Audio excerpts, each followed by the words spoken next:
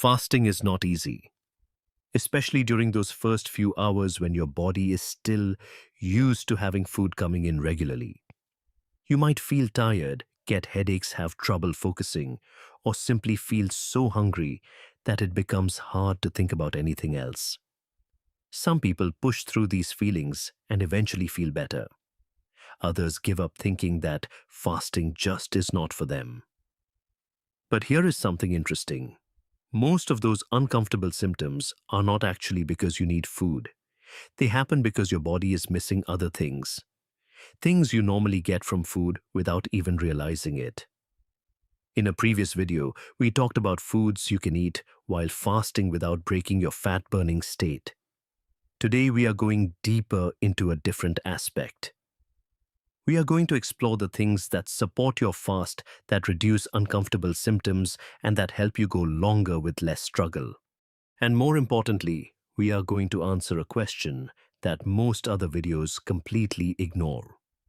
Why does the same thing work perfectly for one person but cause problems for another? The answer might completely change how you approach fasting. Before we dive in, this is educational content, not medical advice. If you have any medical conditions or take medications, please talk to your doctor before trying any fasting protocol. Let us start with the most important thing that almost everyone overlooks when fasting.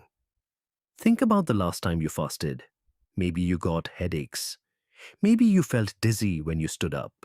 Maybe your muscles cramped, or you just felt exhausted for no clear reason. Most people assume these are hunger symptoms. But actually, these are usually signs of something else entirely. They are signs that you are losing electrolytes, especially salt. Why does this happen? Because when you fast, your body changes how it handles salt and minerals. And if you do not understand this, you might think fasting is hurting you, when really you just need to replace what your body is losing. Here is what happens inside your body. Normally, when you eat, your body releases insulin. Insulin has many jobs, but one of them is telling your kidneys to hold on to sodium. Sodium stays in your body, and everything works normally. But when you fast, insulin drops. And when insulin is low, your kidneys no longer get the signal to retain sodium. The result: your kidneys start flushing sodium out through your urine much more than usual. Research shows that during the first 24 hours of fasting, your body can lose anywhere from 1100 to 5700 milligrams of sodium. That is a significant amount. To put this in perspective, 1 teaspoon of table salt contains about 2300 milligrams of sodium. So in a single day of fasting, you could be losing the equivalent of 1 to 2 teaspoons of salt through your urine alone. And when sodium drops, potassium and magnesium levels get disrupted too. These three minerals work together like a team. Sodium helps regulate fluid balance outside your cells. Potassium maintains fluid balance inside your cells.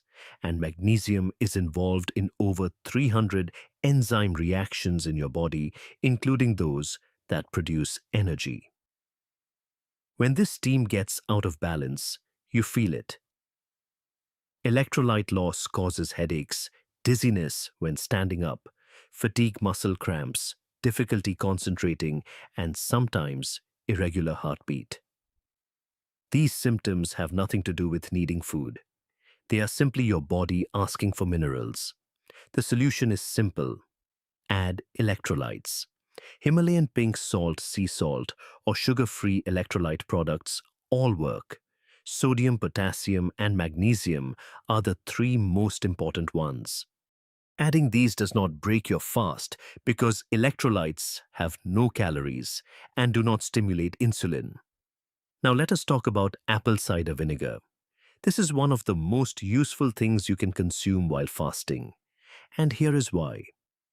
Apple cider vinegar contains acetic acid, and this acid does several interesting things in your body. First, acetic acid slows down how quickly food leaves your stomach. This means that when you finish your fast and start eating again, your blood sugar will rise more slowly and stay more stable. This is particularly helpful because after fasting, your body is more sensitive to incoming food. A gentle gradual rise in blood sugar is much better than a sudden spike. Second, some research suggests that acetic acid can help lower fasting blood sugar levels. A comprehensive analysis of multiple studies on people with type 2 diabetes found that taking apple cider vinegar daily could reduce fasting blood sugar by about 20 milligrams per deciliter. The researchers found that acetic acid may reduce glucose production in the liver and improve how your cells use glucose. Third, apple cider vinegar may help reduce food cravings in some people. While the exact mechanism is not fully understood yet, some scientists believe that the acetic acid affects certain hunger hormones or simply creates a sensation of fullness in the stomach. How to use it: mix 1 to 2 tablespoons of apple cider vinegar in a glass of water. You can drink this in the morning or before you end your fast. One important warning: never drink apple cider vinegar straight without diluting it. Concentrated acetic acid can damage your tooth enamel and irritate your stomach lining. Always mix it with water first. Apple cider vinegar has negligible calories and does not stimulate insulin, so it is safe to use during your fasting window. Lemon juice is one of the simplest things you can add to your water while fasting. 1 tablespoon of lemon juice contains only about 4 calories. This is too small an amount to affect your fasted state in any meaningful way. Lemon water offers several benefits. It makes plain water more enjoyable to drink, especially if you find regular water boring. It provides a small amount of vitamin C. It may help reduce the risk of kidney stones because the citric acid in lemons helps prevent calcium from crystallizing in your kidneys. And some people find it helps reduce mild nausea that can occur during fasting. How to use it: squeeze half a lemon into 1 to 2 liters of water and sip throughout the day. Simple, safe, and it will not break your fast. We already talked about electrolytes, but salt deserves its own mention because it is that important. When you fast, especially for longer than 24 hours, you might feel weak, fatigued, or lightheaded. Many people think they need to eat something, but often all they need is a little salt. The simplest approach is to add a small pinch of sea salt or Himalayan pink salt to your water. Or you can place a few grains directly on your tongue and wash it down with water. Himalayan pink salt is popular because it contains additional trace minerals beyond just sodium chloride. But regular sea salt works perfectly fine too. Salt has no calories, does not stimulate insulin, and can make a significant difference in how you feel while fasting. Now let us address one of the most controversial topics in the fasting community: sweeteners. Do sugar-free sweeteners break your fast? Let us look at the main ones. Stevia is extracted from the leaves of the stevia plant. Most research shows that stevia does not raise blood sugar and does not significantly stimulate insulin. It is generally safe for most people during fasting. Erythritol is a sugar alcohol. It gets absorbed into your bloodstream but then gets filtered out by your kidneys without being metabolized. It has no effect on blood sugar. Monk fruit, also called luohanguo, is extracted from a small melon. Similar to stevia, it has no significant impact on blood sugar or insulin. However, there is something important you need to know. Responses to sweeteners can vary from person to person. Some studies have found that in certain individuals, even zero-calorie sweeteners can trigger a mild insulin response. Not everyone experiences this, but it does happen. My advice is this: if you want to use sweeteners during your fast, try them and observe your body. If you notice increased cravings afterward, or if your energy feels unstable, consider skipping them. Your body will tell you what works and what does not. Exogenous ketones are ketones produced outside your body, usually sold as powders or drinks. When you consume them, these ketones go directly into your bloodstream and can be used for energy immediately. Why is this useful during fasting? When you first start fasting, your body has not fully switched to burning fat yet. Your liver needs time to ramp up ketone production. This transition can take anywhere from 12 to 36 hours depending on the individual. During this window, you might feel tired, have difficulty concentrating, or experience brain fog. This is the transition period when your body is shifting from burning sugar to burning fat, but has not yet fully made the switch. Exogenous ketones can help during this phase. They provide immediate energy for your brain, reducing uncomfortable symptoms, while your body is still learning to produce its own ketones. However, exogenous ketones are not necessary for most people.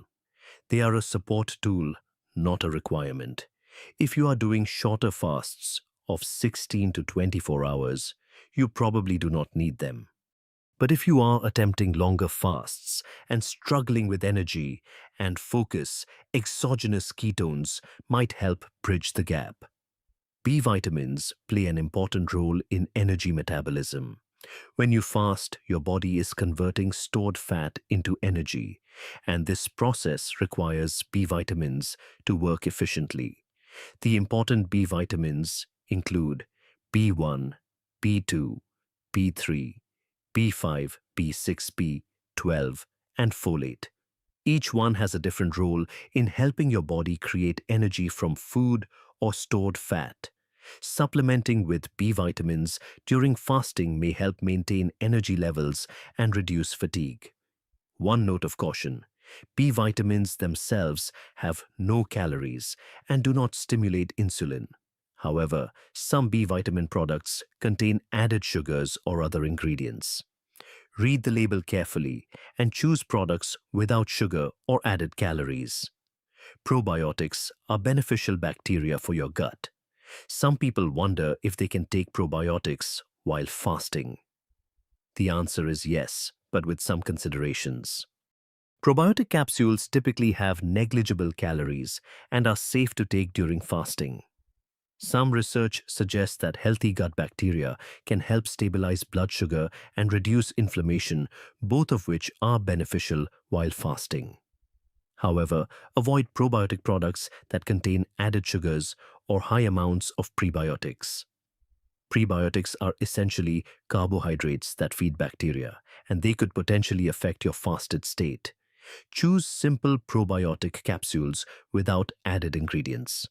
Kombucha is a fermented drink that many people love for its gut health benefits. But when it comes to fasting, kombucha is a gray area. The problem is that most commercial kombucha contains sugar. During fermentation, bacteria and yeast consume some of the sugar, but not all of it. The result is that many kombucha products still contain 2 to 10 grams of sugar per bottle. Even 2 or 3 grams of sugar can trigger an insulin response in some people, especially on an empty stomach. My advice is this: if you want to drink kombucha, save it for your eating window. If you absolutely want to have some during your fast, read the label carefully and choose the lowest sugar option you can find under 2 grams if possible.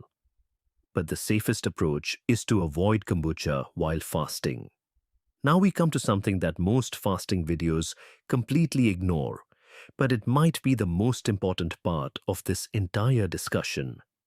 Why does the same thing work perfectly for one person but cause problems for another? You have probably seen comments online where someone says, "I drink coffee with a splash of cream and I still lose weight just fine." Then someone else responds, "Cream definitely breaks your fast. You are ruining your results." Who is right? Possibly both of them, because their bodies are different. This is not just opinion. Science has confirmed that metabolic responses to the same food can vary dramatically between individuals. What spikes one person's blood sugar might barely register for another. What helps one person fast longer might make another person feel worse. Let me explain the main factors that cause these differences. The first factor is stress and cortisol. When you are stressed, your body releases the hormone cortisol. Cortisol reduces insulin sensitivity, which means your body needs more insulin to process the same amount of food. A study tracked women eating identical meals. Those who reported being stressed the day before had higher insulin levels after eating compared to those who were not stressed, even though they ate exactly the same food. What does this mean? If you are under significant stress, your body will respond differently to food and drinks, even things that are supposedly safe during fasting. The second factor is your gut bacteria. Every person has a unique collection of microorganisms living in their gut, like a biological fingerprint. These bacteria affect how your body processes food in ways scientists are only beginning to understand. A famous study from the Weizmann Institute of Science tracked 800 people eating the same white bread. The results: blood sugar responses were completely different between individuals. Some people barely showed any change. Others had dramatic blood sugar spikes. Same bread, same portion, completely different outcomes. The best predictor of response was not calories or carbs. It was the composition of each person's gut bacteria. Your gut microbiome is shaped by many factors, including what you ate as a child, whether you were breastfed, what antibiotics you have taken, your current diet, your stress levels, and even where you live. All of these create your unique bacterial fingerprint, which then influences how your body handles every single thing you eat or drink. The third factor is sleep.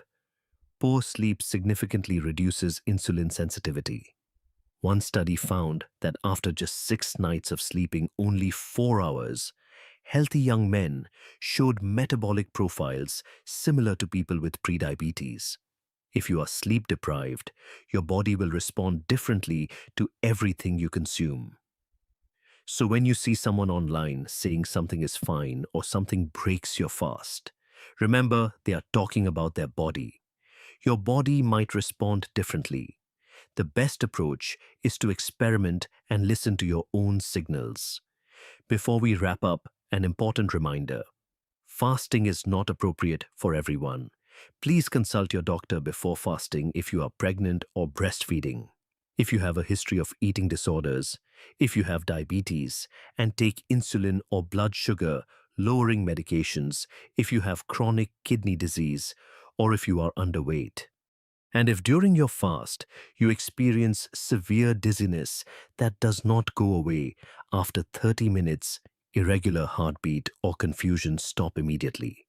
These are signals that something is wrong. Listen to your body. So we have covered the support tools that can help make your fasting easier. Electrolytes to prevent fatigue and headaches.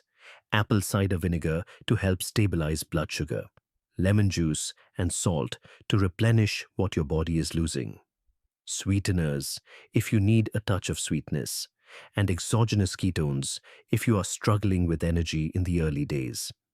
We also talked about probiotics and B vitamins, which can support your body during the metabolic shift that happens when you fast. And we covered the warning signs with kombucha, because hidden sugars can sabotage your fasting efforts without you even knowing.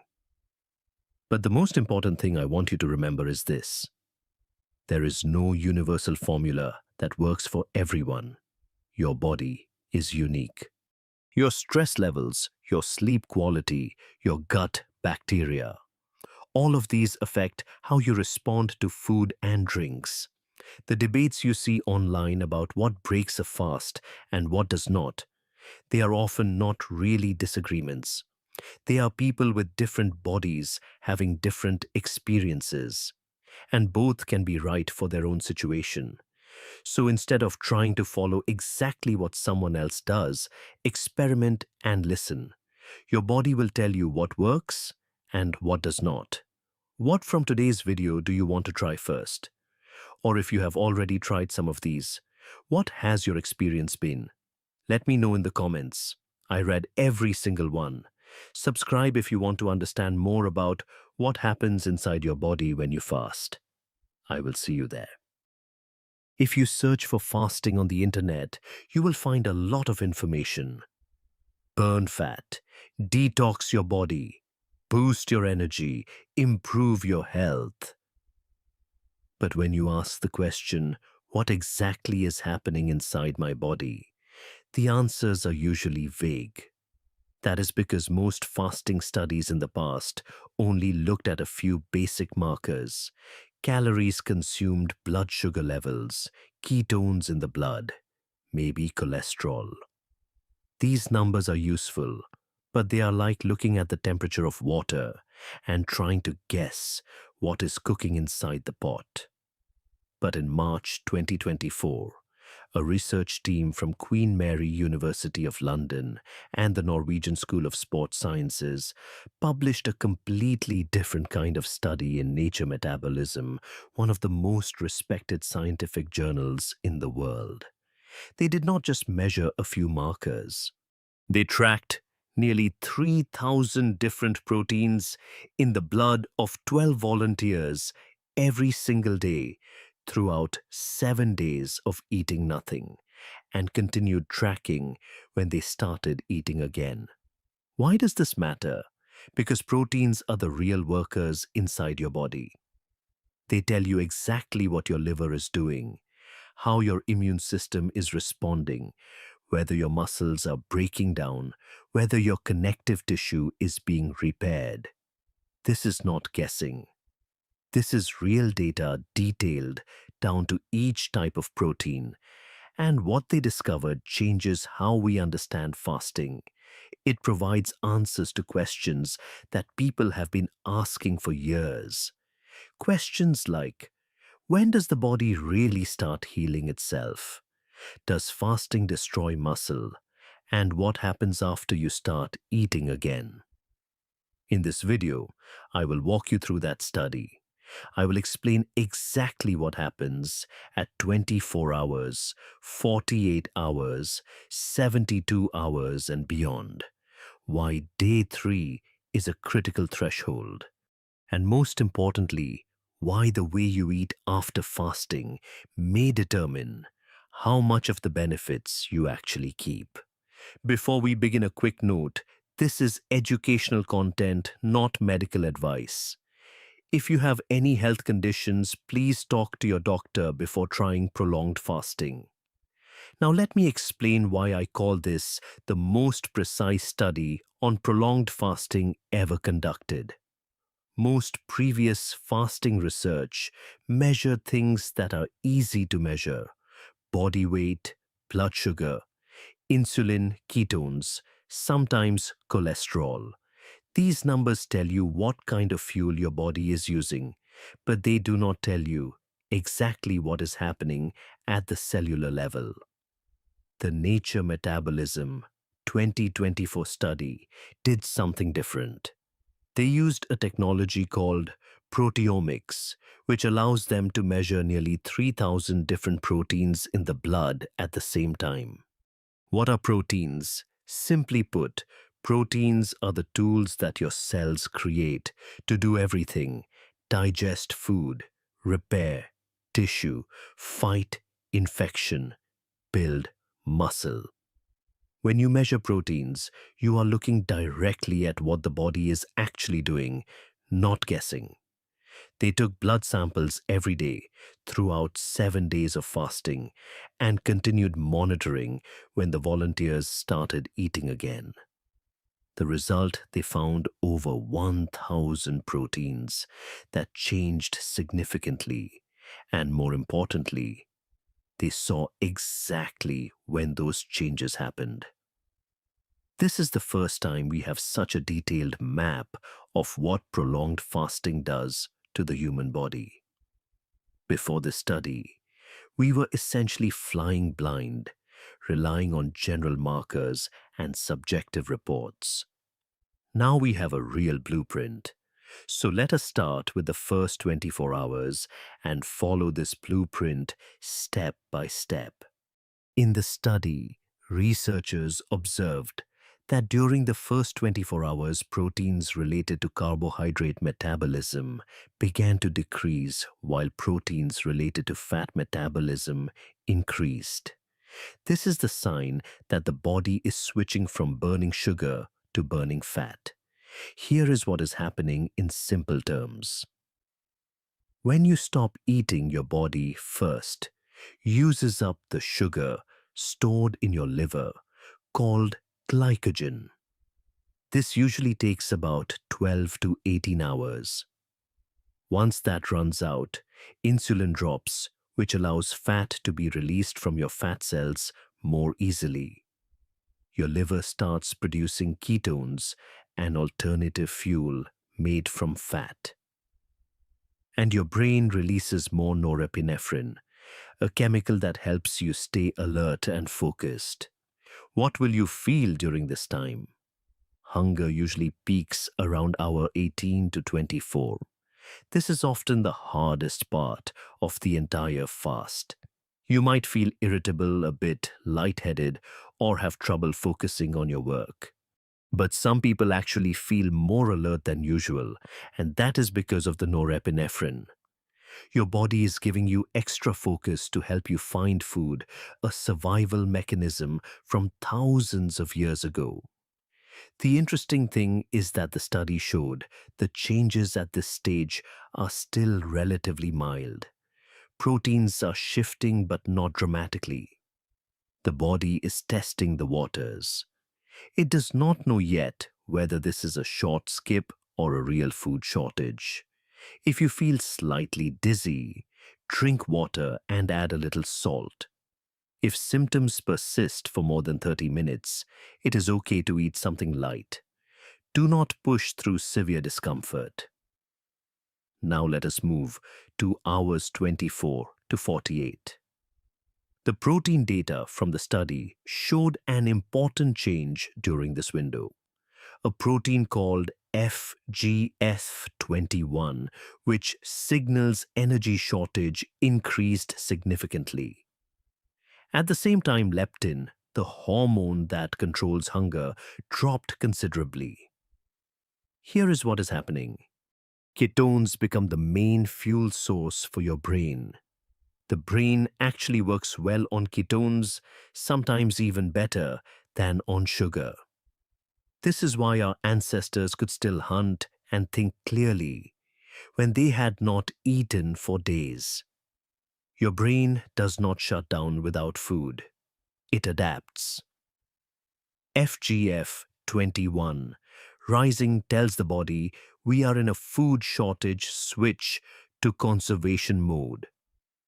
The result is that your body burns fat more aggressively while also starting to protect your muscles. Leptin dropping sounds bad, but it is actually beneficial. It means your hunger signals also decrease. And here is something fascinating the study found when leptin drops. Leptin receptors become more sensitive. This is significant for people who struggle with leptin resistance, where they eat a lot but never feel full. Fasting may help reset this system. If that sounds like you, this is worth paying attention to. What will you feel? Hunger surprisingly decreases. Many people feel less hungry at hour 30 than at hour 20. It seems counterintuitive, but the biology explains it. Your mind starts to clear as your brain gets used to ketones. You might have a mild headache, but this is usually from dehydration or lack of electrolytes, not from fasting itself. Drink water with some salt, and it usually resolves within 20 to 30 minutes. If it does not, that is your body telling you to stop. Now we arrive at the most important part, hours 48 to 72. This is the key finding of the study. After 48 hours, especially as you enter day 3, the researchers observed what they called a whole body response. Over 1,000 different proteins changed simultaneously, not gradually, but like a threshold was crossed, like a switch was flipped. Here is what is happening at this stage. The body realizes this is not just a skipped meal. This is a real food shortage. A process called autophagy gets activated strongly. What is autophagy? Simply put it, means your cells clean up damaged parts inside themselves and recycle them into energy and raw materials. Think of it as your cells doing a deep cleaning, throwing out the broken furniture and using the parts to build something new. This process was so important that the scientist who discovered it, Yoshinori Ohsumi, won the Nobel Prize in 2016. The immune system begins to reorganize, not getting stronger or weaker, but restructuring itself to work more efficiently. It becomes better at identifying threats while producing less unnecessary inflammation. Proteins related to connective tissue, the collagen that makes up your tendons, ligaments, gut lining, and skin start to change significantly. The study found that proteins related to what scientists call the extracellular matrix, think of it as the scaffolding that holds your body together, changed dramatically after day 3. This may explain why many people report that their joints, tendons, and ligaments feel better after extended fasting. The research now shows why. What will you feel? Energy increases noticeably. Many people describe it like a switch being flipped. Mental clarity becomes very sharp. Colors seem brighter. Thoughts come easier. But some people have trouble sleeping. Why does sleep get disrupted? Norepinephrine and cortisol stay elevated. This is a survival mechanism. When food was scarce, our ancestors needed to stay alert to hunt, not sleep more. In the modern world, this can make it harder to fall asleep. Here are some tips if you experience sleep difficulties. Do not drink coffee afternoon. Add electrolytes in the afternoon, including salt, potassium, and magnesium. Exercise in the morning, not in the evening. Keep your bedroom dark and cool. Accept that your sleep might be shorter, but still restorative. Many people report needing less sleep during fasting and still feeling refreshed. There is another important finding I want to share. A companion study published in January 2025 in Nature Communications tested the muscle strength of 13 people after 7 days of fasting. The result, maximum muscle strength did not decrease, not at all. This directly contradicts the common fear that fasting destroys muscle. It does not. Your body is smarter than that. This confirms the protein data from the main study. The body truly protects muscle during fasting. From day 3 to day 7, the study showed that the changes continued but did not increase dramatically. In other words, the most important threshold had already been crossed by day 3. The days after that are about maintaining and deepening the changes that already started. Autophagy continues. Proteins related to wound healing increase. A brain-specific protein called tenascin changes significantly, suggesting the brain is also restructuring. The immune system completes its reorganization. What will you feel? Many people describe a sense of peace, clarity, even euphoria. Senses become sharper. Energy stays stable throughout the day without the usual ups and downs. Here is an important insight from the study. benefits do not increase linearly. You do not get double the benefits at 6 days compared to 3 days. Most of the important changes have already happened by day 3. This is useful information when you decide how long to fast. From day 4 onward, if you do not have medical supervision, you should consider ending the fast. The additional benefits are not much greater, but the risks can increase. Now, let me address 2 common questions. First, coffee during fasting. I will answer this directly. Black coffee does not break your fast. It has no significant calories and does not trigger insulin. Coffee can help reduce hunger and increase alertness. But if you drink it after noon, it can make sleep worse. And as we discussed, sleep is already more difficult during fasting. Some people also feel anxious or jittery when drinking coffee on an empty stomach. My advice: you can drink it in the morning.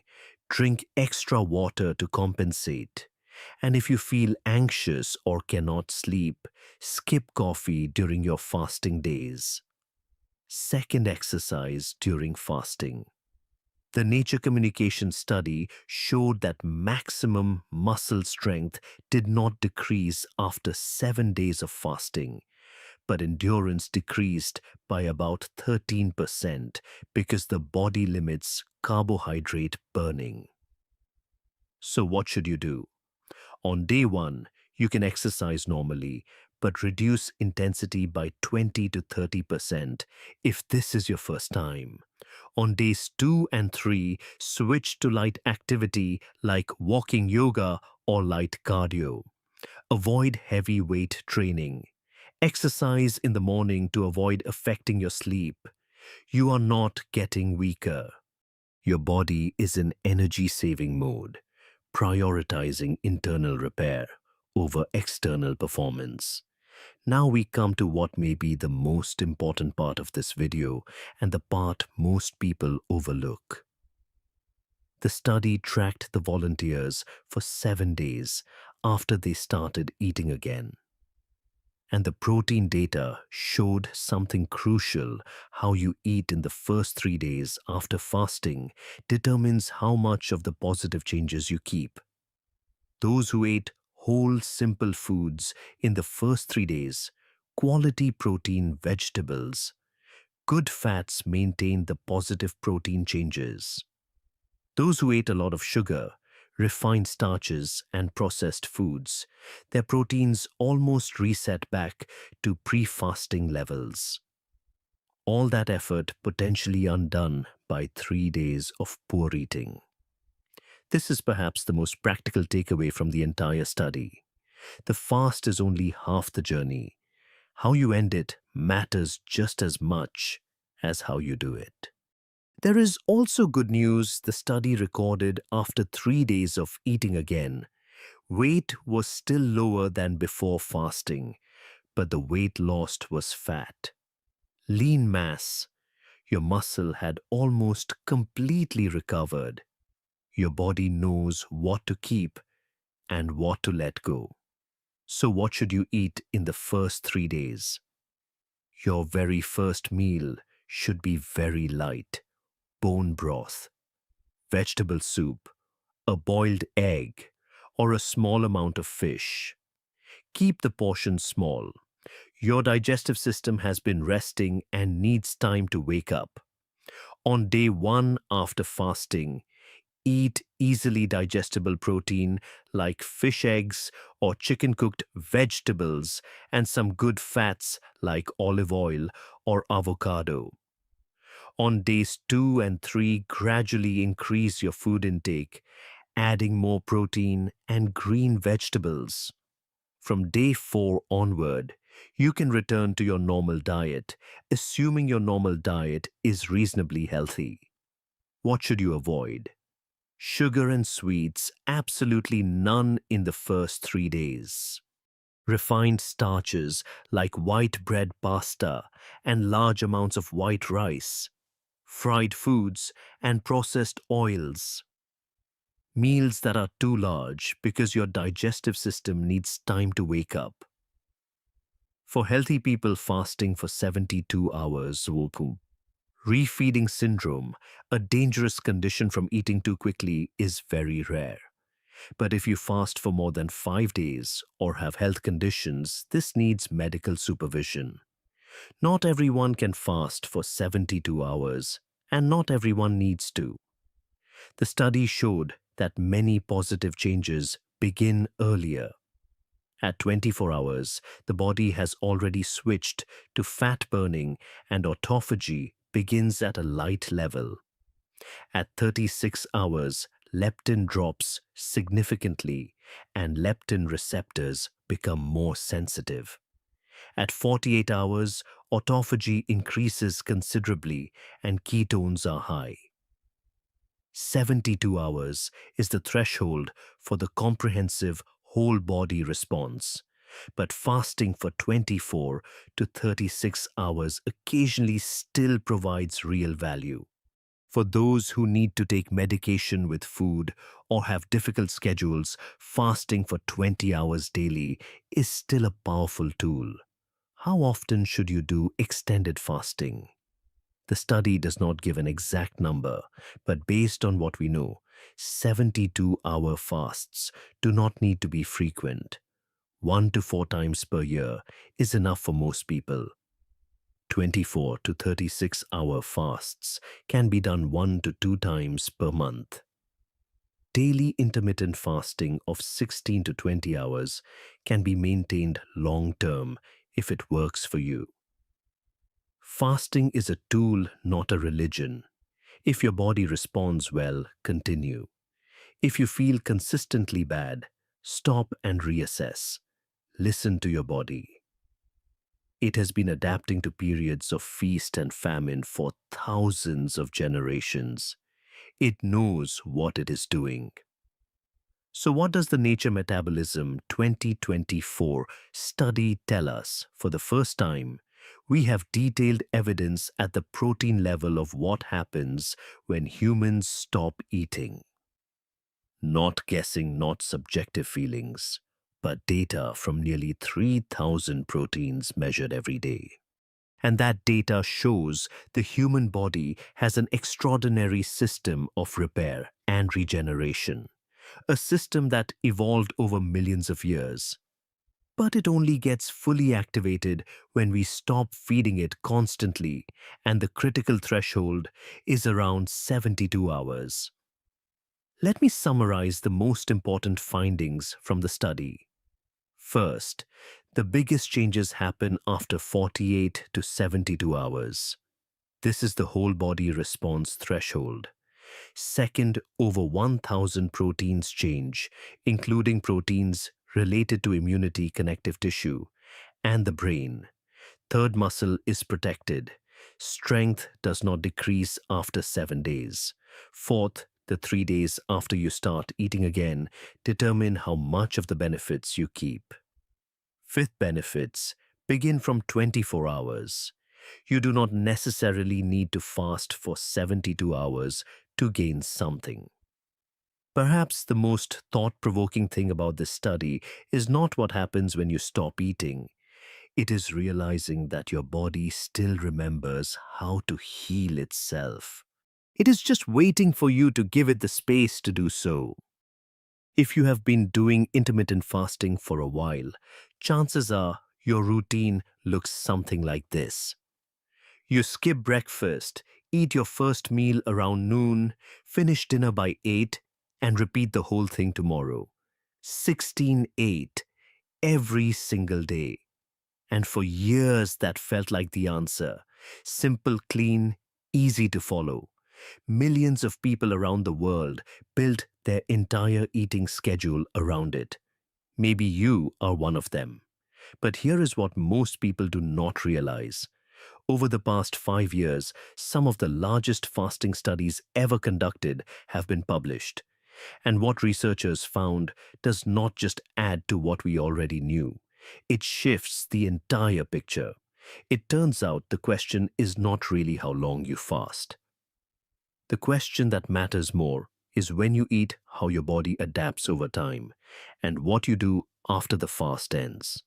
So, why has the science changed so much? And what does that actually mean for the way you fast today? In this video, I will walk you through the 5 biggest shifts in fasting science based on real clinical research and help you understand what is still working, what might need adjusting, and most importantly, how to figure out which one applies to you. And just to be clear upfront, this is not a video telling you that everything you have been doing is wrong. Some of what we knew 5 years ago is still solid, but some of it has been refined, updated, and in a few cases, completely flipped. And understanding the difference can save you months of frustration. This is educational content, not medical advice. If you have any health conditions, talk to your doctor before making changes.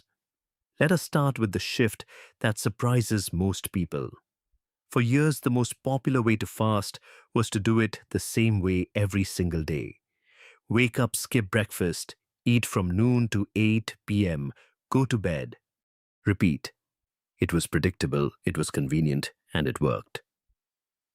At least in the beginning.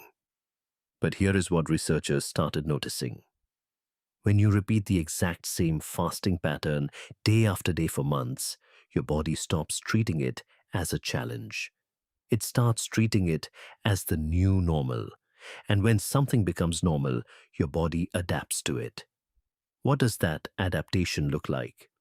Your thyroid, which controls how fast your body burns, energy may start producing less of an active hormone called T3. Think of T3 as the gas pedal for your metabolism. When T3 drops, your body burns fewer calories at rest. Your resting heart rate may slow down slightly. Your core temperature may dip. These are all signs that your body is trying to conserve energy because it has learned to expect less food at certain times every day.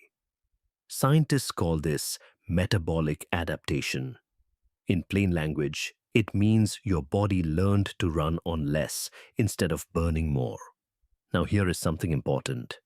The problem is not 16:8 itself. 16:8 is just a time window. It does not automatically cause any of this. The problem shows up when you combine daily fasting with not eating enough during your eating window, and you keep doing that for months without any variation. That is what leads to the slowdown.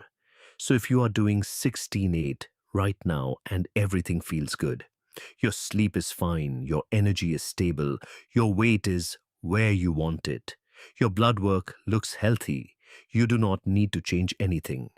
Keep going. But if you have been fasting the same way for a long time and things have stalled, if your energy is dropping, your weight is not moving, or you just feel flat, that might be your body telling you it has adapted. And the solution is not to fast harder. It is to change the rhythm. Alternate between normal eating days and occasional longer fasts. Give your body something it did not expect. That unpredictability is what keeps the metabolic response active. If your fasting routine is making you more tired, sleeping worse, or feeling stuck despite eating well, those are signs your body may have adapted, and it is time to mix things up. Now let us talk about insulin, because the way we think about it has changed a lot. A few years ago, the goal for most people who fasted was simple. Keep insulin as low as possible for as long as possible. Insulin was treated almost like the enemy. The lower, the better. The longer you could keep it down, the more fat you would burn. But that thinking has a blind spot. Insulin is not just a fat storage hormone, it is a messenger. When you eat, your pancreas releases insulin. That insulin tells your cells to open up and absorb glucose from your blood so your body can use it for energy. Without insulin, glucose just stays in your bloodstream and your cells starve. So what happens when you keep insulin low for a very long time? Your cells start to become less responsive to it. they get out of practice. And when you finally do eat something with carbohydrates, your blood sugar may spike higher than expected, not because the food was bad, but because your body temporarily lost its ability to handle glucose efficiently. This has actually been observed in people who follow very low carb diets or fast aggressively for extended periods. When they reintroduce carbohydrates, their blood sugar response is worse than before. It is called reduced glucose tolerance. The largest comparison of fasting methods published to date, a 2025 analysis in the BMJ that reviewed 99 clinical trials involving over 6,500 people, found something important. All forms of intermittent fasting improved insulin sensitivity compared to unrestricted eating. But the methods that alternated between fasting days and normal eating days showed stronger improvements than doing the same restricted eating window every single day. The takeaway is clear. The goal is not to crush insulin and keep it on the floor permanently. The goal is to train your body to respond to insulin properly. Fast, then eat. Let insulin rise, then let it fall. That cycle, that back and forth, is what keeps the system sharp. Think of it like exercise. You do not stay in the gym 24 hours a day. You train, then you recover. Insulin works the same way. Now, here is the shift that almost nobody talks about, and it might be the most important one. For years, the big question in fasting was always about duration. How many hours should I fast? 16, 18, 20, 24. But over the past few years, researchers started asking a completely different question. It is not how long you fast that matters most. It is what time of day you eat. This idea comes from a growing field of research called chrononutrition, which studies how the timing of meals interacts with your body's internal clock. Here is how it works, explained simply. Your body runs on a 24-hour cycle. That cycle controls when you feel awake, when you feel sleepy, and importantly, when your body is best at processing food. In the morning and early afternoon, your pancreas is more active. It releases insulin more efficiently, and your cells are more responsive to it. That means the same meal eaten at 8 in the morning is processed more effectively by your body than the exact same meal eaten at 9 at night. Why the difference? Because in the evening, your body starts producing melatonin, the hormone that helps you sleep. And melatonin has a side effect that most people do not know about. It suppresses insulin release.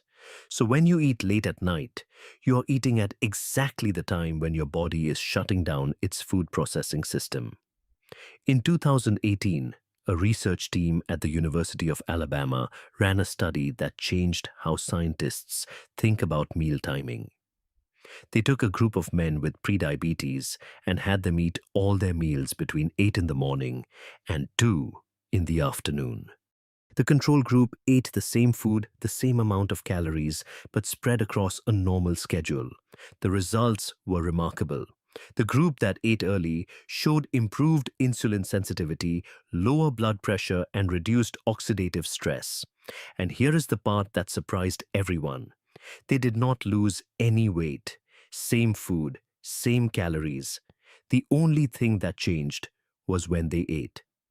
This finding was confirmed by a larger trial published in Nature Medicine in 2023. Researchers compared intermittent fasting combined with early eating against standard calorie restriction in people at risk for type 2 diabetes. The group that fasted intermittently and ate earlier in the day had better blood sugar control after meals than the group that simply cut calories. What this means for you is straightforward. If you have been skipping breakfast and pushing all your food to the evening, you might be working against your body's natural rhythm. You do not necessarily need to change everything overnight, but it is worth paying attention to. Eating more of your food earlier in the day, when your body is best equipped to handle it, may give you better results than simply extending your fasting window. Now, does this mean everyone has to eat breakfast at 7 in the morning? No. People have different schedules, different jobs, different lives. The point is not to follow one rigid rule. The point is to understand that your body processes food differently at different times of day. And if you have a choice, leaning toward eating earlier rather than later may work in your favor. Even shifting your last meal from 9 p.m. to 7 p.m. can make a noticeable difference for some people. And if you fast and notice trouble sleeping, a racing heart at night, or waking up in the middle of the night, it could be a sign that you are eating too late or fasting too long for your body's internal clock to handle comfortably. Now, here is a shift in thinking that I wish more people understood. For a long time, all the attention was on the fasting part. How long should I fast? What can I drink during a fast? Did my coffee break my fast? But recent research points to something we overlooked. The real magic does not happen during the fast, it happens after. When you fast, your body activates cleanup signals. It starts breaking down old or damaged cell components, reduces inflammation, and turns on pathways for repair. But these are just signals. The actual rebuilding, the part where your body repairs tissues, builds new proteins, and strengthens your immune system, that happens when you eat again. The protein you eat becomes the raw material for new tissue. The vitamins and minerals, things like zinc, magnesium, and vitamin D, are the tools your cells need to finish the repair work. And sleep is when most of that rebuilding actually takes place. It is like renovating a room. Tearing out the old walls is step one. That is what fasting does. But if you never bring in new materials and never give the workers time to build, you are just left with an empty room. So if you have been spending all your mental energy worrying about what happens during the fast, but paying little attention to the quality of your meals afterward, you might be missing the most important part. Eating enough protein, getting enough vegetables, staying hydrated, getting your minerals, and sleeping well. That is the real repair kit. Fasting starts the process. Nutrition and rest finish it. A lot of people used to obsess over what they could drink during a fast, whether a splash of cream in coffee would ruin everything, or exactly which minute autophagy kicks in. Meanwhile, their post-fast meal was whatever was convenient, and they were sleeping 5 hours a night. If that sounds familiar, here is the honest truth. Shifting even half of that attention toward what happens after the fast will give you far better results than perfecting what happens during it. And this connects to the final shift, which changes how we define success with fasting. Years ago, the main goal of fasting was simple: burn fat. And fasting does that well. When you stop eating, your body switches to burning stored fat for energy.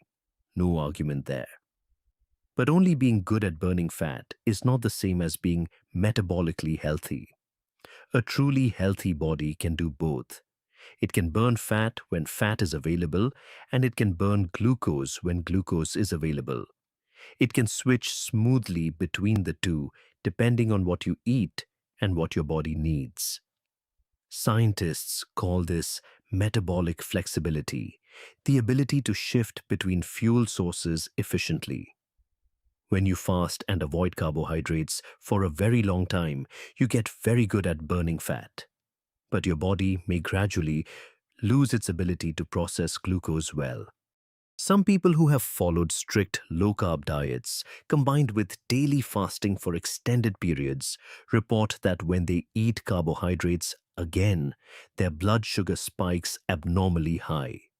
Not because carbs are inherently bad, but because their body lost the practice of handling them.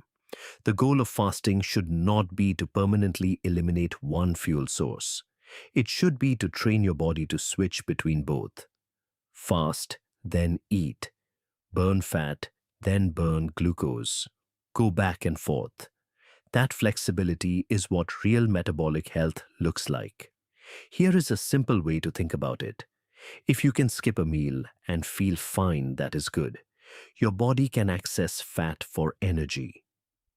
But if you can also eat a bowl of rice and your blood sugar stays stable, that is also good. Your body can process glucose when it needs to.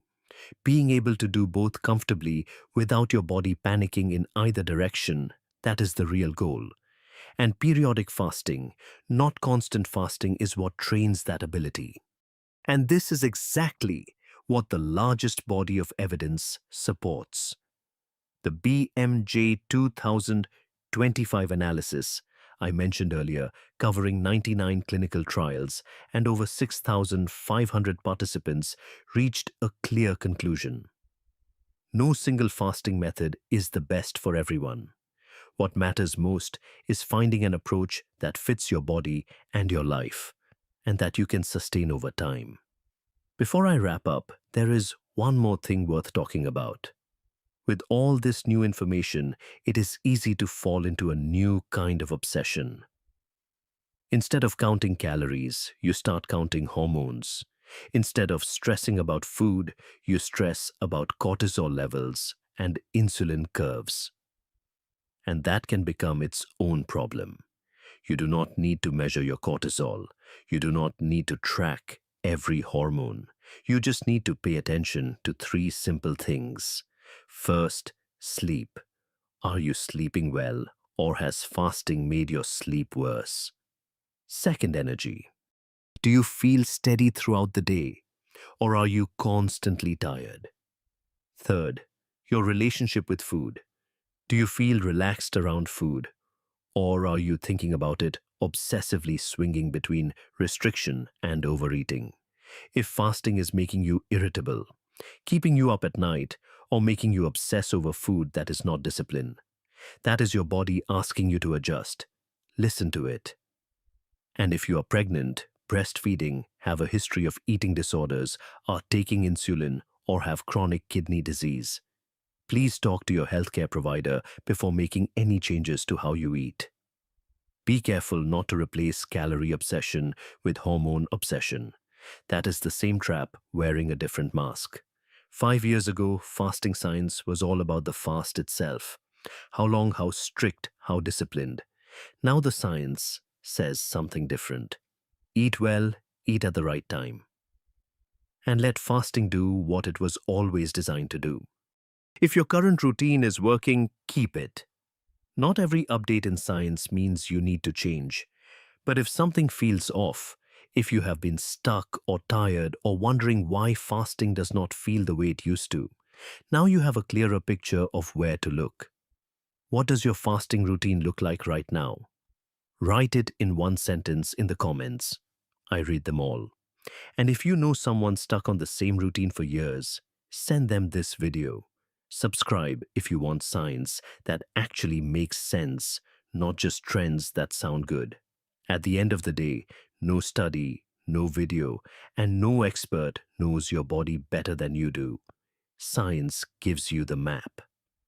But you are the one walking the path.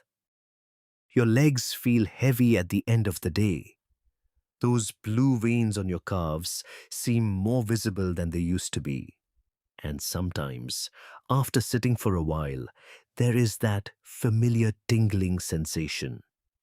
If any of this sounds familiar, you are not alone.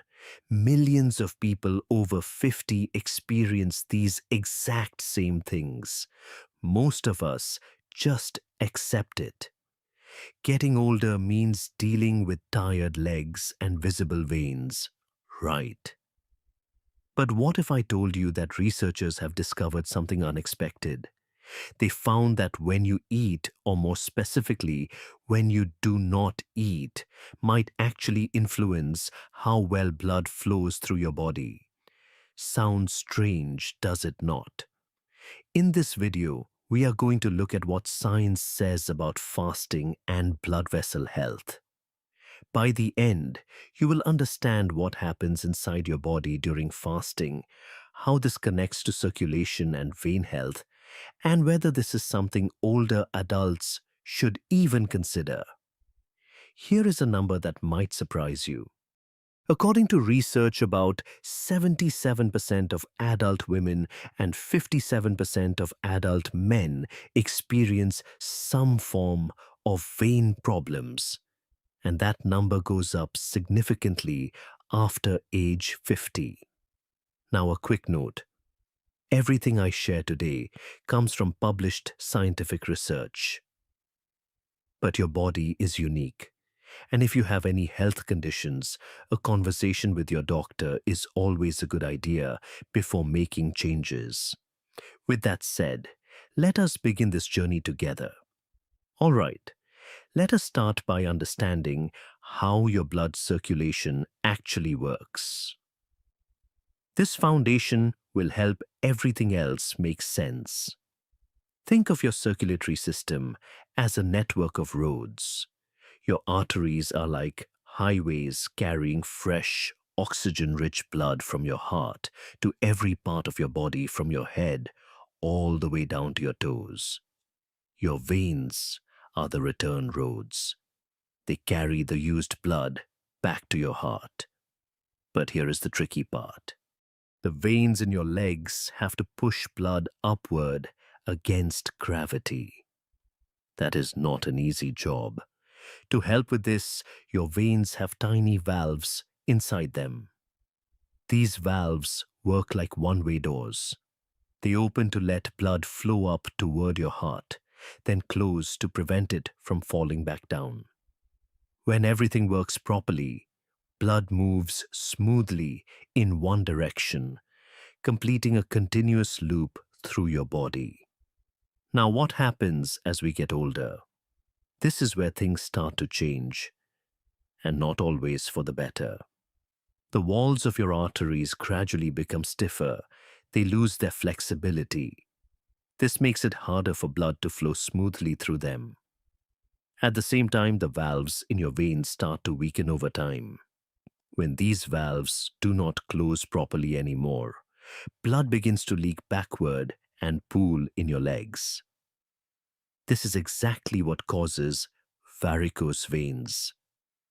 Those swollen, twisted veins you can see bulging under the skin. And there is another factor. Your body produces less of something called nitric oxide. This is a natural chemical that helps your blood vessels relax and open up. When you have less of it, your blood vessels stay tight and narrow, making blood flow more difficult. Research published in the journal Circulation found that older adults can lose up to 75% of their ability to produce nitric oxide compared to when they were young. That is a dramatic decline that affects every blood vessel in your body. All of these changes happen gradually over years and decades. Most people do not notice them until symptoms appear, like tired legs, visible veins, or swelling in the ankles.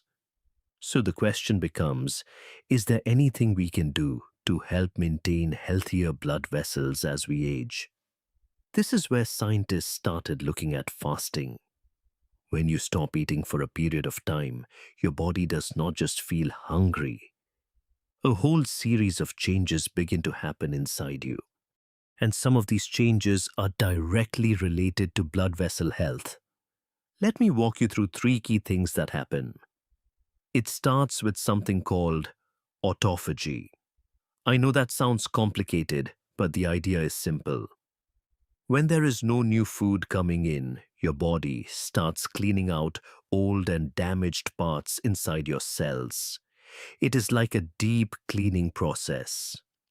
Your cells identify components that are worn out or broken, break them down, and recycle the materials to build new healthy parts.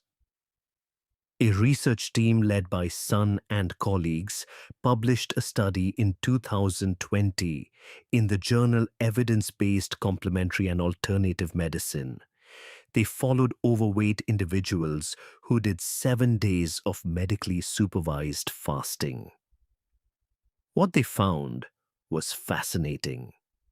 This cleaning process, autophagy, became much more active. And here is the important part.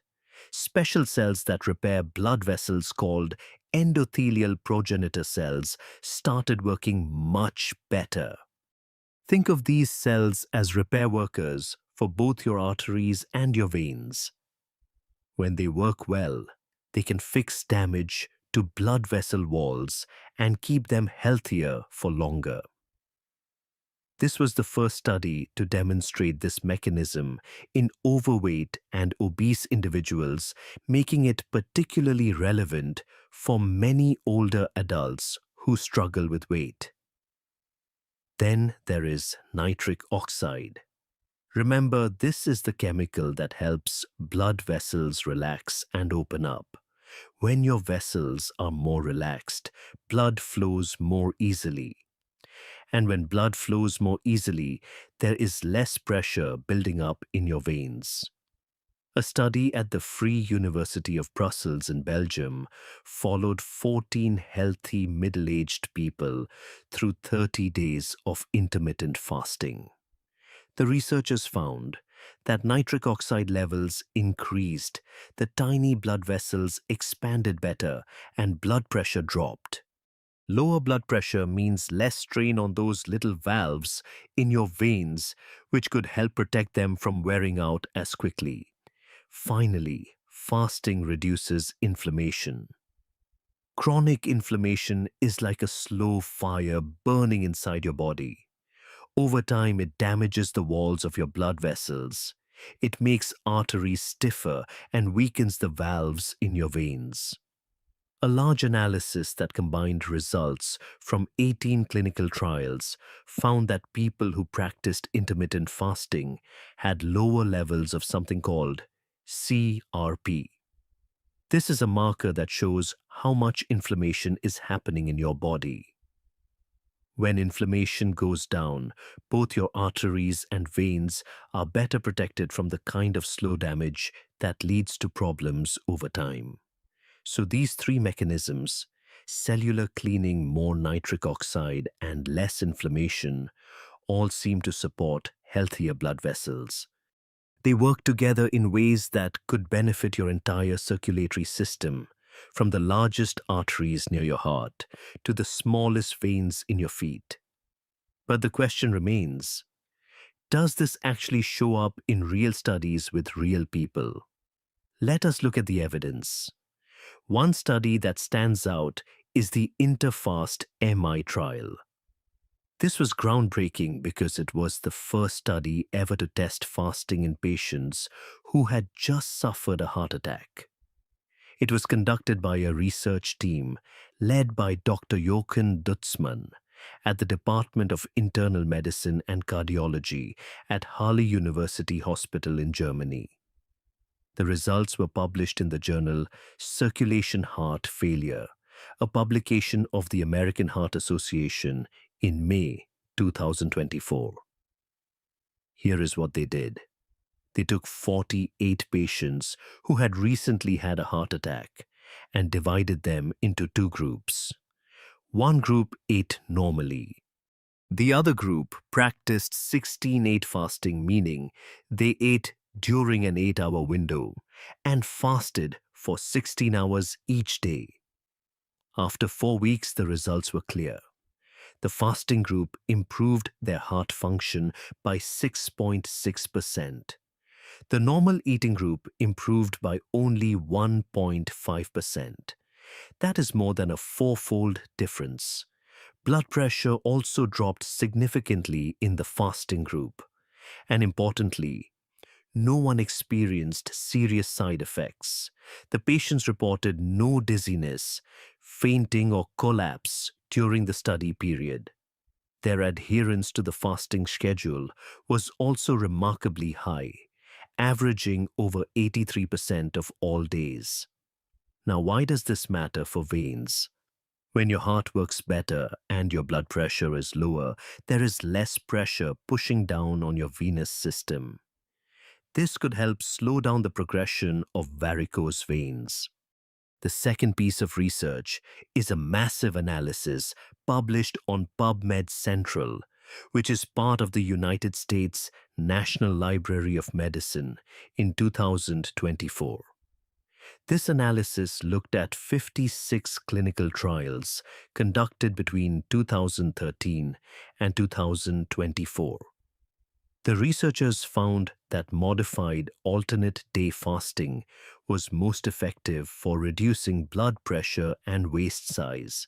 Time-restricted eating was most effective for lowering fasting blood sugar. Here is why the waist size finding matters for varicose veins. Belly fat puts pressure on the veins in your pelvic area. When this pressure increases, it becomes harder for blood from your legs to return to your heart.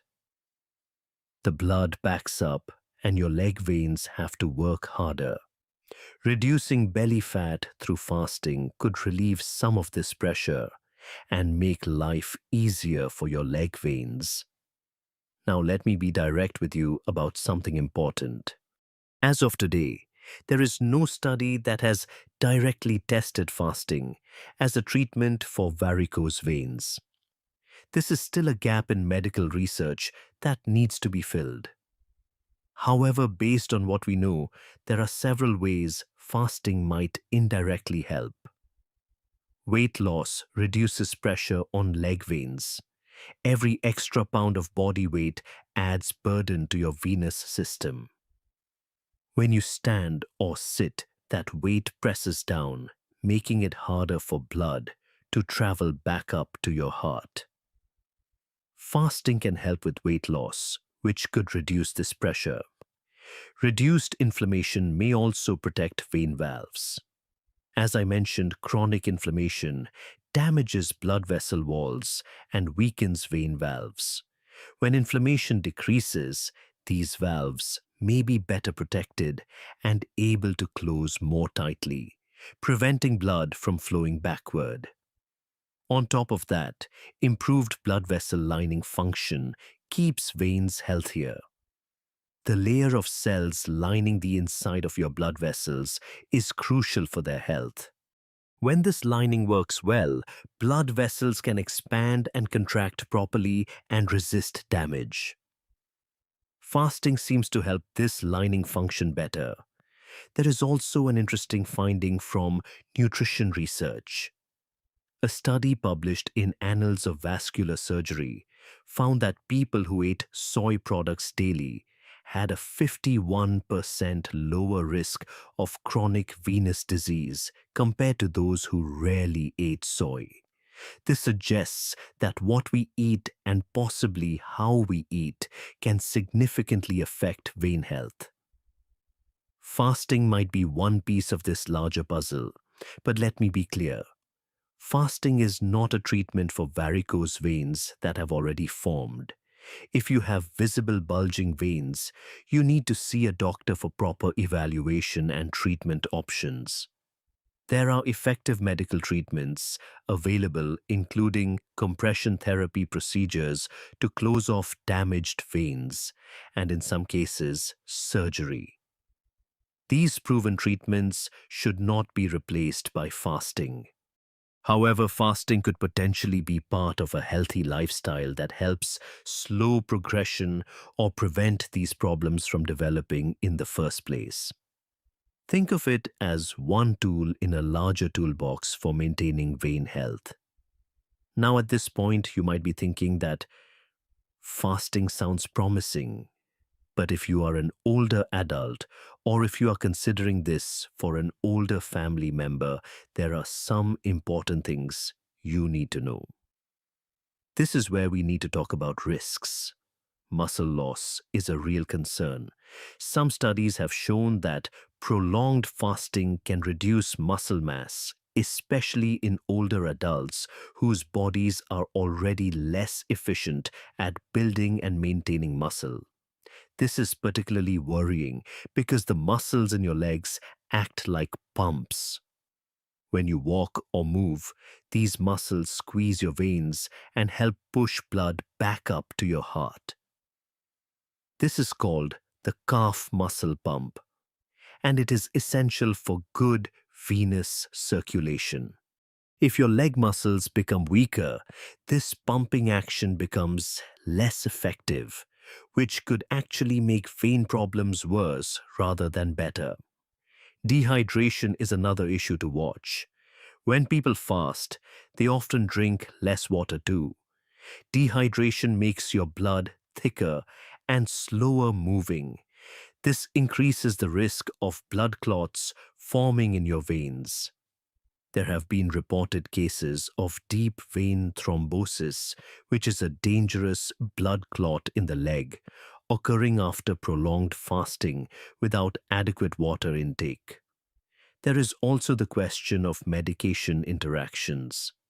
Many older adults take daily medications such as blood pressure pills, diabetes medications, or blood thinners. Some of these need to be taken with food to work properly or to avoid stomach irritation. Fasting can interfere with how these medications are absorbed and how well they work. There are certain people who should not try prolonged fasting.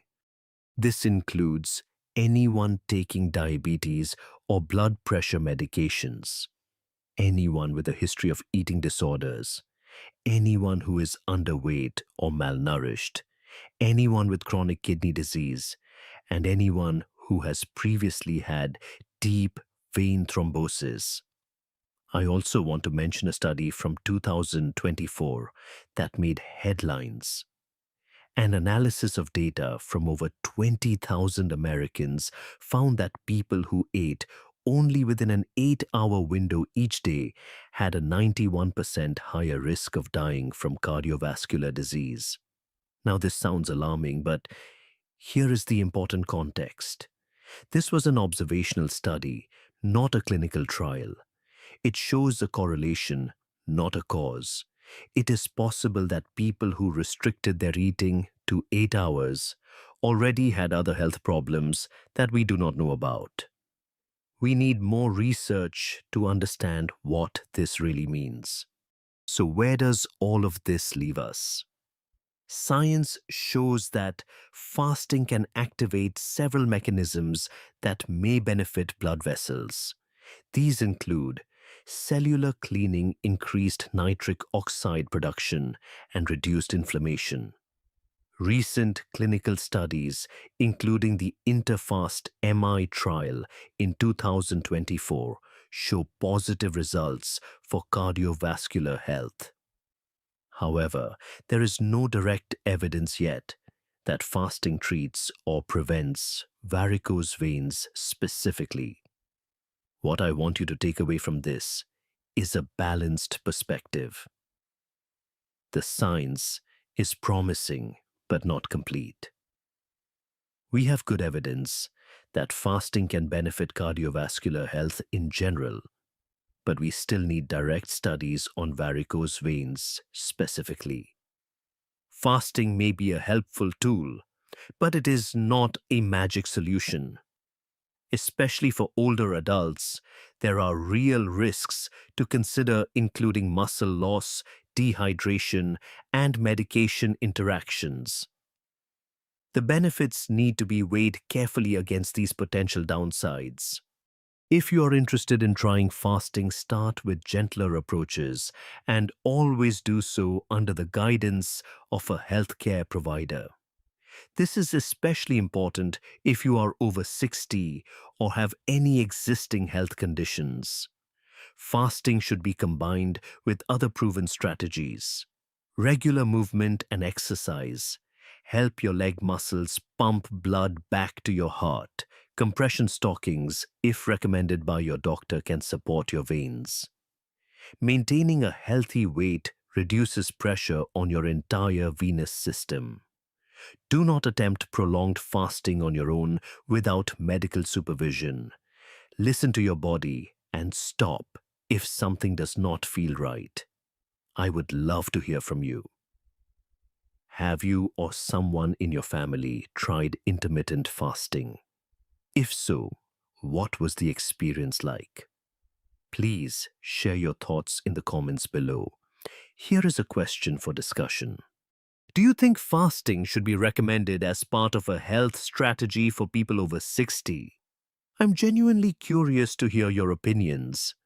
If you want to learn more about the best foods and exercises for circulation and vein health, let me know in the comments and I can cover that in a future video. If you found this video helpful, please hit the like button and subscribe to the channel so you do not miss upcoming videos about health and science. Thank you for watching and take care of yourself. You know that feeling when you wake up in the morning and even though you slept enough hours, your body still feels heavy, your joints are stiff, your mind is foggy, and no amount of coffee seems to completely fix it. Most people just accept it. They tell themselves it is age, it is stress, it is just how life is now. But what if that heaviness has nothing to do with how old you are? What if it comes from something much smaller, something happening deep inside your cells that you cannot see or feel directly, but that affects everything? Right now, inside every one of your 37 trillion cells, broken parts are slowly piling up. Damaged proteins, worn out energy factories, cellular waste that has been sitting there for months, sometimes years. And your body actually has a system designed to clean all of it up. It has had this system since the day you were born. The problem is, for most of us, that system is barely getting a chance to do its job. Now you have probably heard that the only way to activate this cleanup is through extreme fasting. Going 48, 72, or even more hours without food. And honestly, that scares a lot of people away. But what if there are simpler, gentler ways to support this process, ways that actually fit into your real life? That is exactly what this video is about. I'm going to walk you through what this cellular cleanup system really is, why modern life keeps accidentally shutting it down, and what you can do about it. No extreme measures, no suffering, just real science you can actually use. One quick note before we dive in. This is educational content, not medical advice. If you have any health conditions, please talk to your doctor before making changes to your eating habits. All right, let us start from the very beginning because I think this is where most videos on this topic go wrong. They jump straight into complicated science, throw around terms most people have never heard of, and leave you more confused than when you started. I do not want to do that. So here it is, as simply as I can explain it.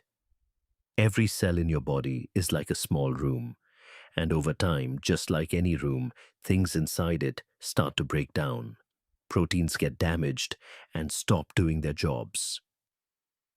The tiny structures that produce energy called mitochondria start working less efficiently and begin creating harmful waste as a side effect. Old broken parts just sit there, taking up space and causing problems. Your body has a built-in solution for this.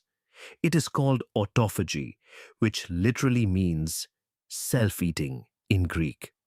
Before that scares you, let me explain what it actually means because it is not as dramatic as it sounds. When autophagy is active, your cells basically do a deep clean.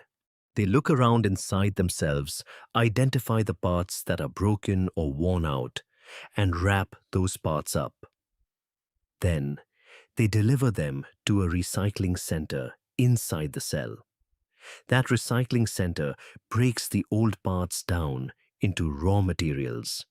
And then here is the beautiful part. The cell uses those same raw materials to build brand new, healthy components.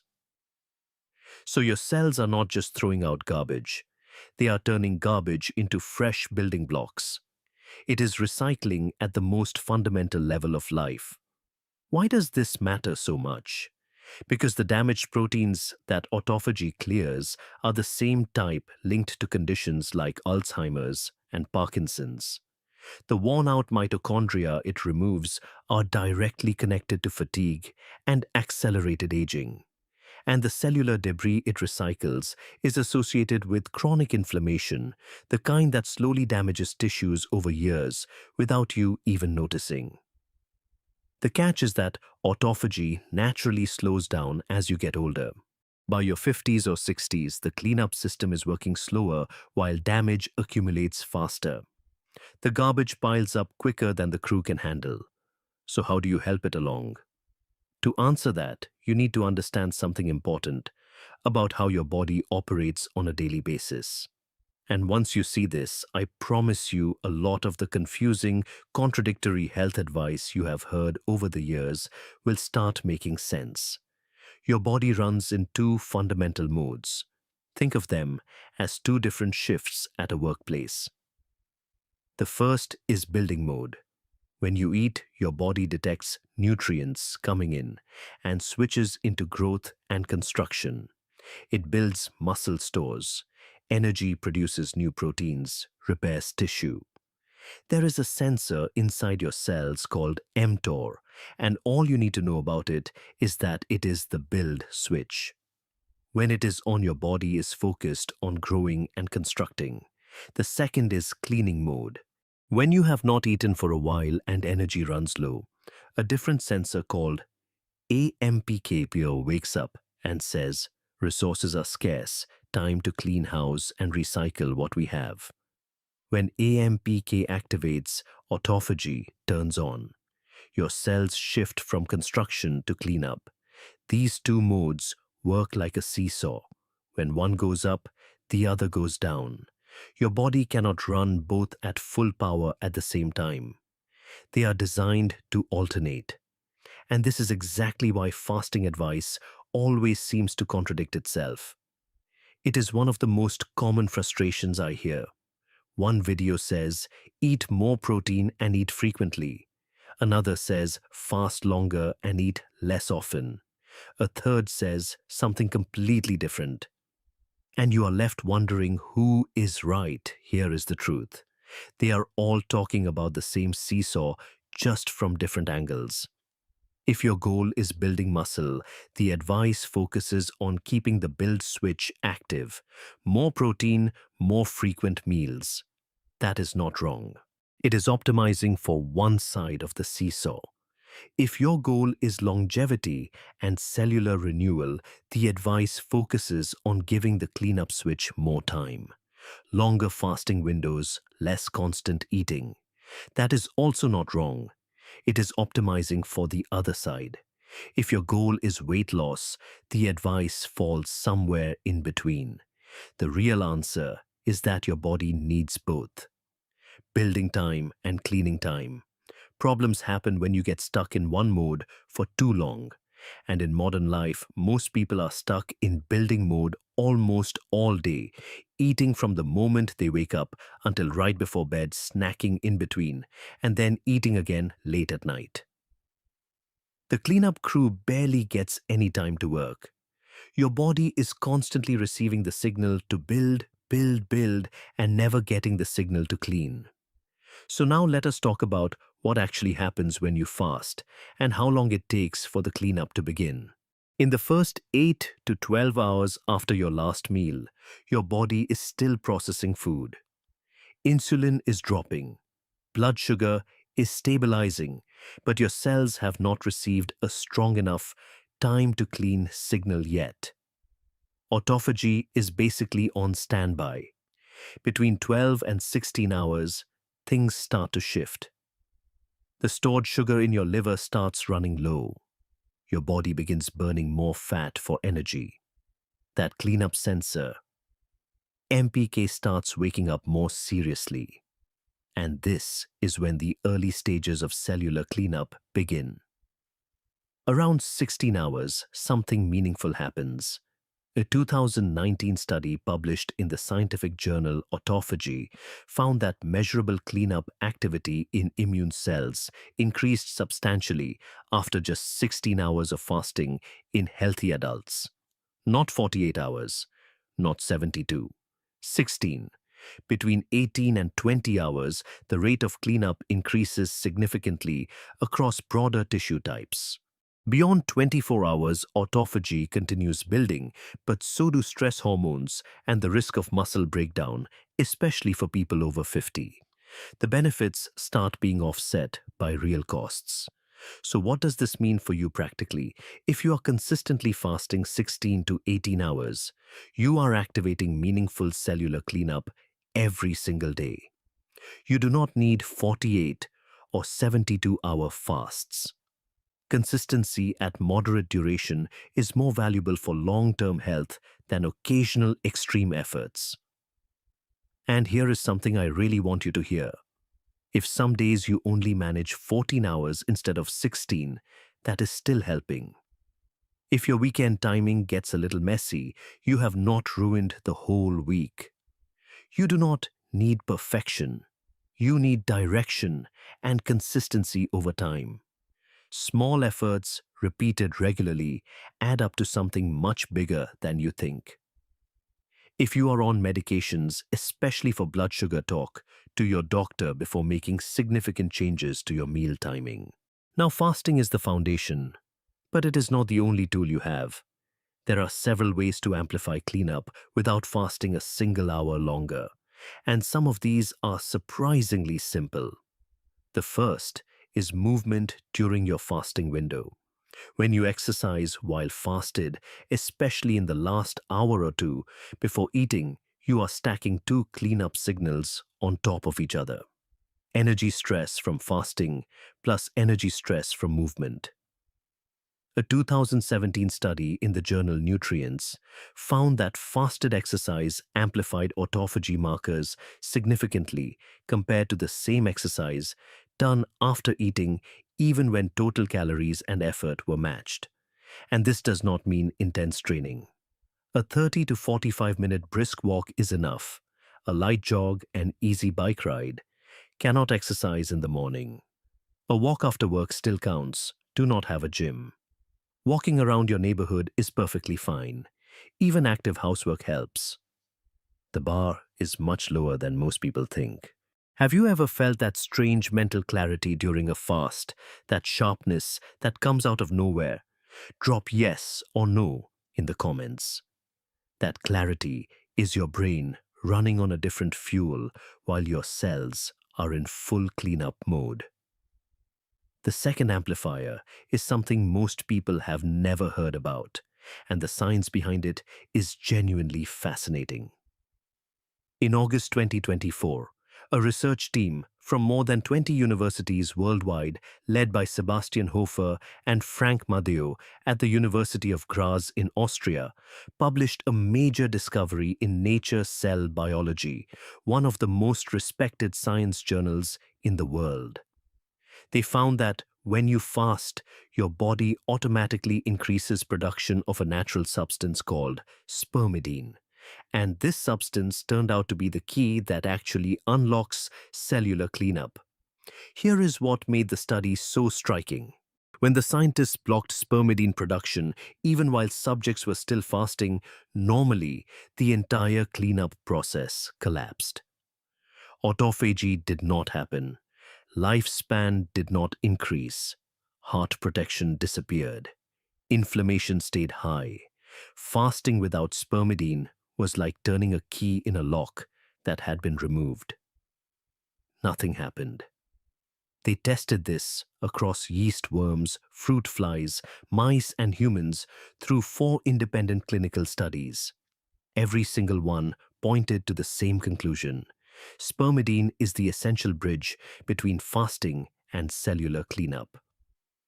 Frank Matteo, the lead researcher, said that his team was genuinely surprised and excited when they saw spermidine levels rise in the blood of fasting human volunteers.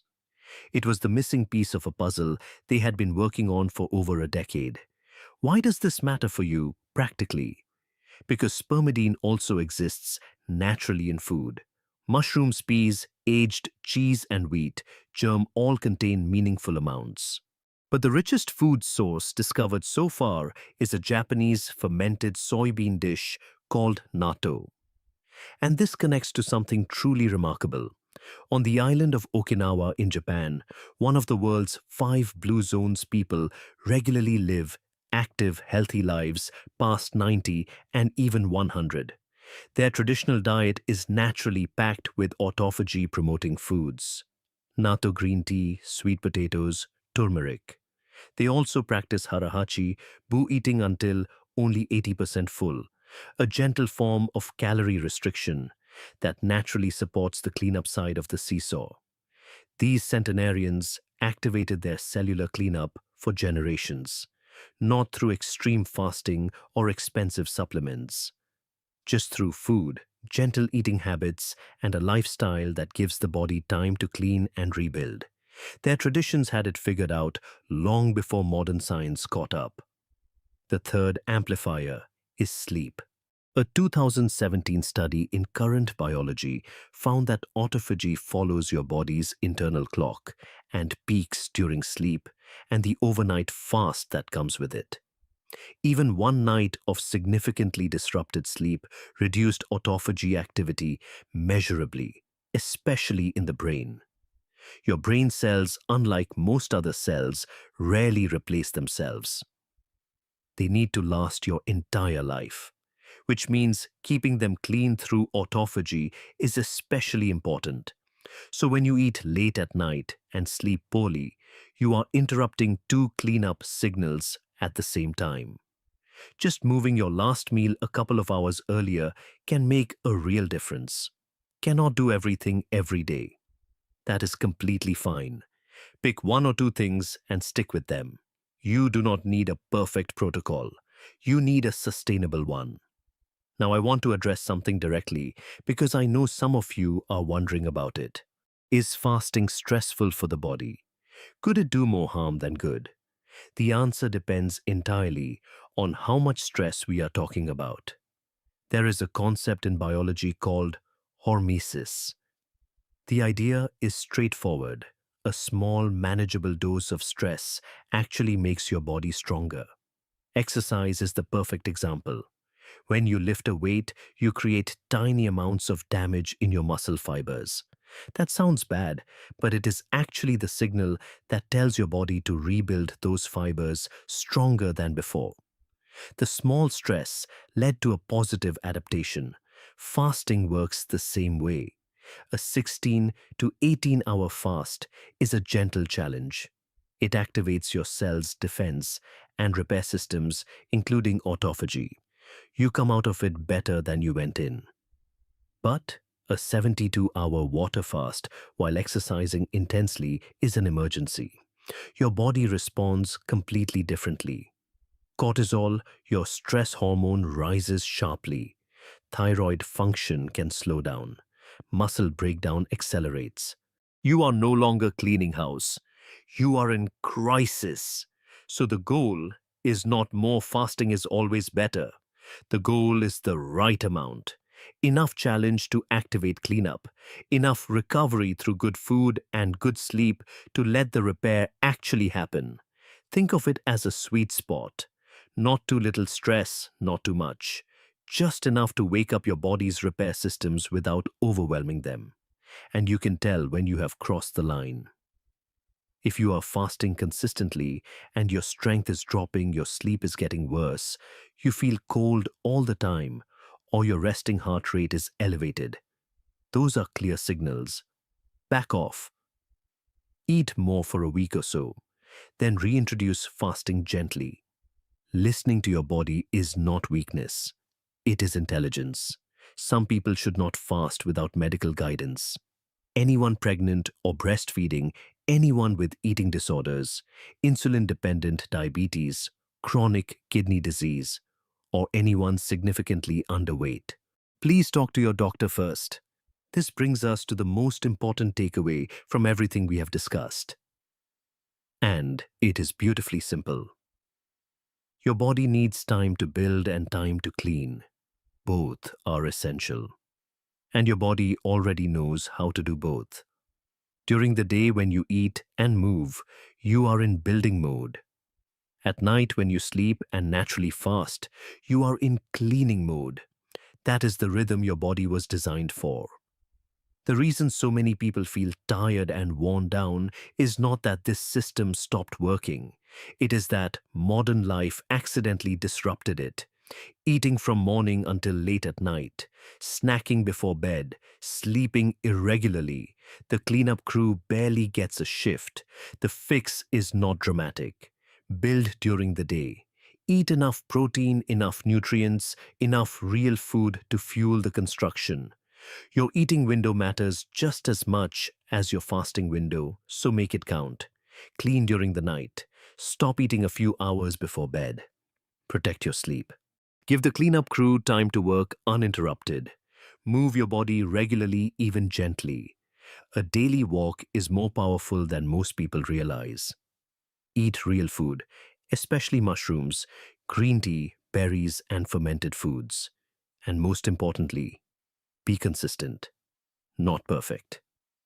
Consistent. The small things you do every day matter far more than the extreme things you do once in a while. So tell me in the comments what surprised you most today. Was it the fasting timeline, the Okinawa connection, or the 2024 discovery that spermidine is the key that makes fasting work? Some people prefer daily 16-hour fasts. Others do one longer fast each week. Others focus more on food choices and sleep quality. Where do you stand? Drop your approach below. I'm genuinely curious what is working for you. And if you know someone who keeps pushing through extreme fasts and burning out, send them this video. Sometimes the answer is not to push harder, it is to push smarter. If you want to keep learning about the real science behind how your body works, not the hype, not the trends, just honest biology explained, simply subscribe and turn on notifications. There is so much more to explore together, and every video we make is designed to help you understand your own body a little better than before. Here is what I find most remarkable about all of this. You do not need a lab. You do not need expensive supplements. You do not need to suffer. The most powerful healing system in your body has been there all along, waiting for you to simply stop getting in its way. And once you start paying attention to how your body actually works, you will realize something. The science of your own biology is the most fascinating story you have never been told. And we are just getting started. You do the crunches every morning. You cut your calories. You skip desserts.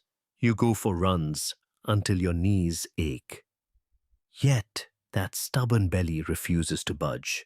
Week after week, month after month, you step on the scale, you look in the mirror, and nothing seems to change where it matters most.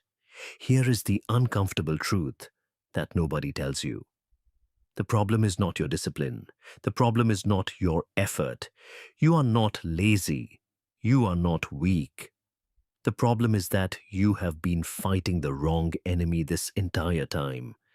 The fat you need to worry about is not the soft layer you can pinch with your fingers. That is subcutaneous fat, and while it might bother you in the mirror, it is relatively harmless.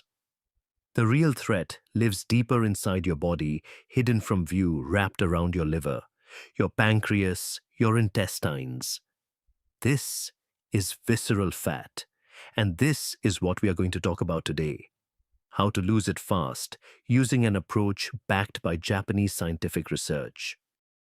Before we go further, please remember this is educational content, not medical advice.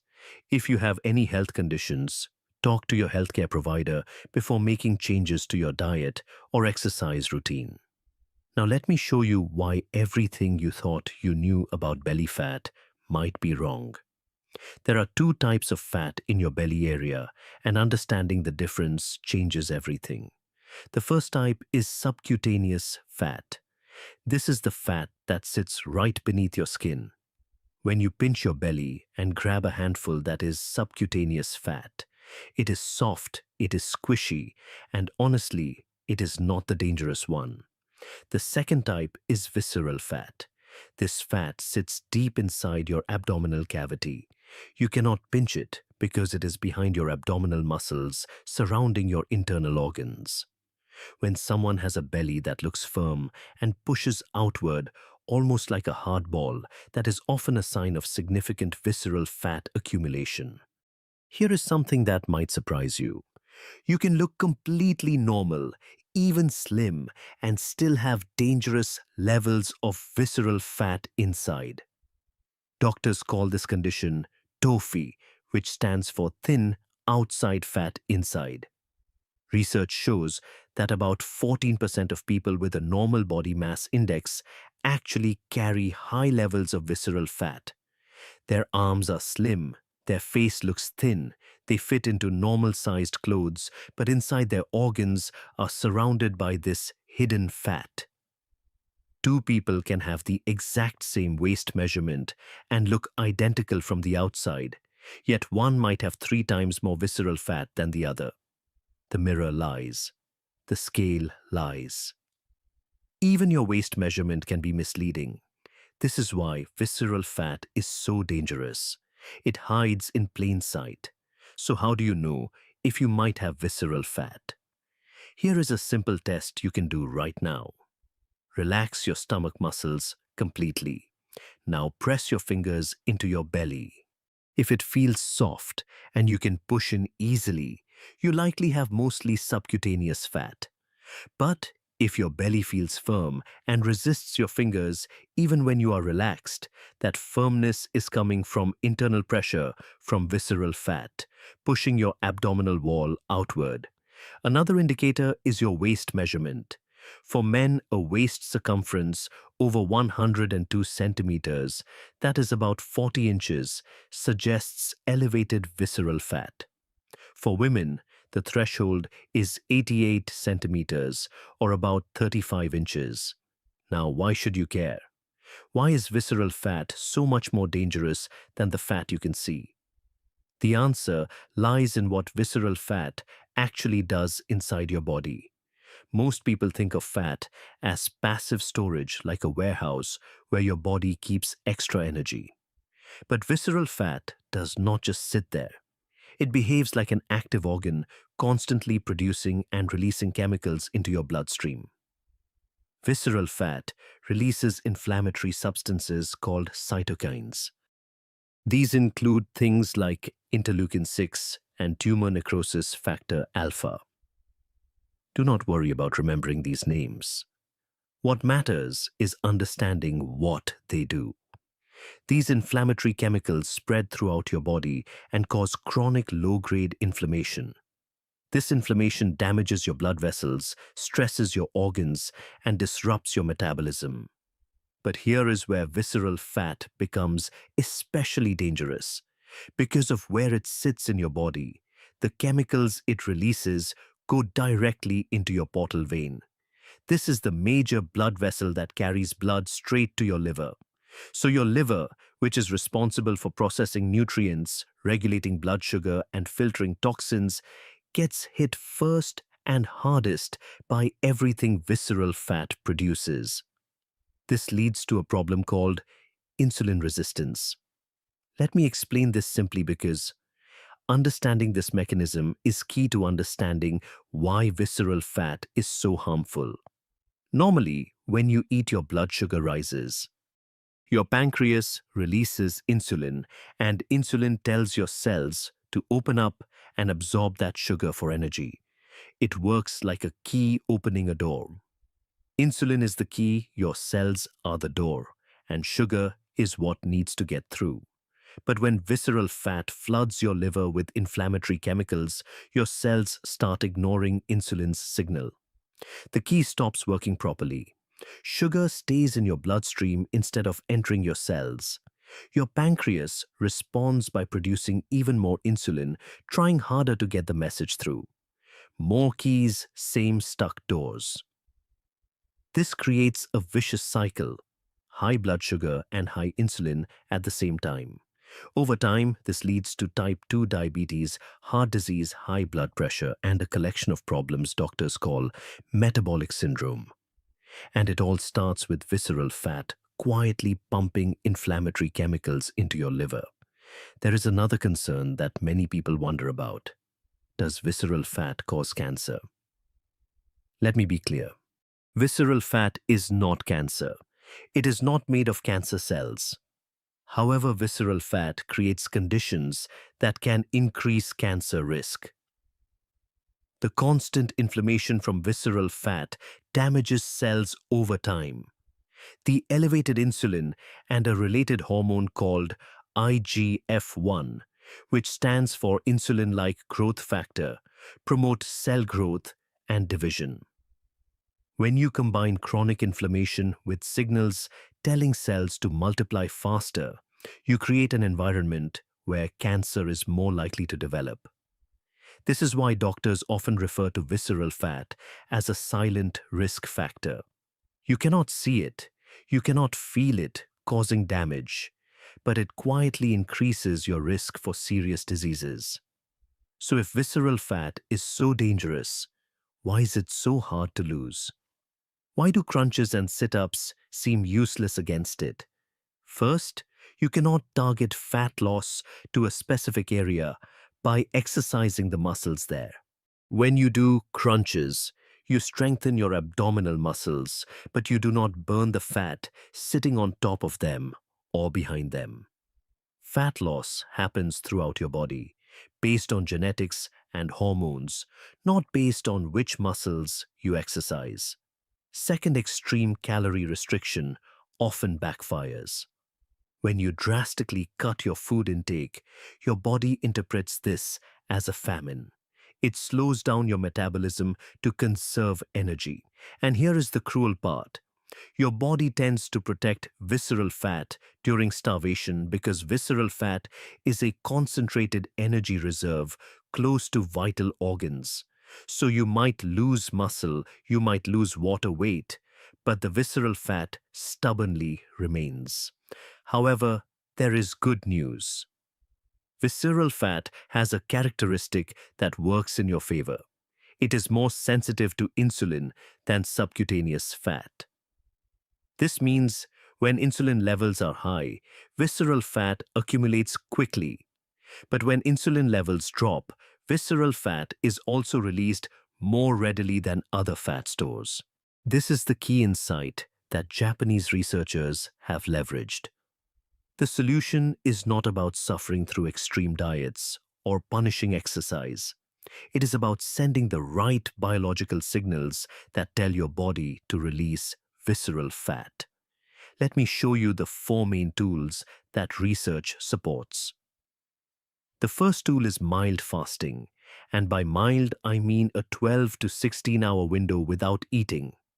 This is not starvation. This is not extreme. This is not about suffering or white-knuckling through hunger. For most people, this simply means finishing dinner by 7 in the evening and not eating again until 9 or 11 the next morning. You sleep through most of it. Many people already do something close to this without realizing it. Here is why this works. When you eat, your insulin levels rise to help process the food. As long as insulin remains elevated, your body stays in storage mode. Fat stays locked away in your cells. Your body is focused on processing incoming food, not releasing stored energy.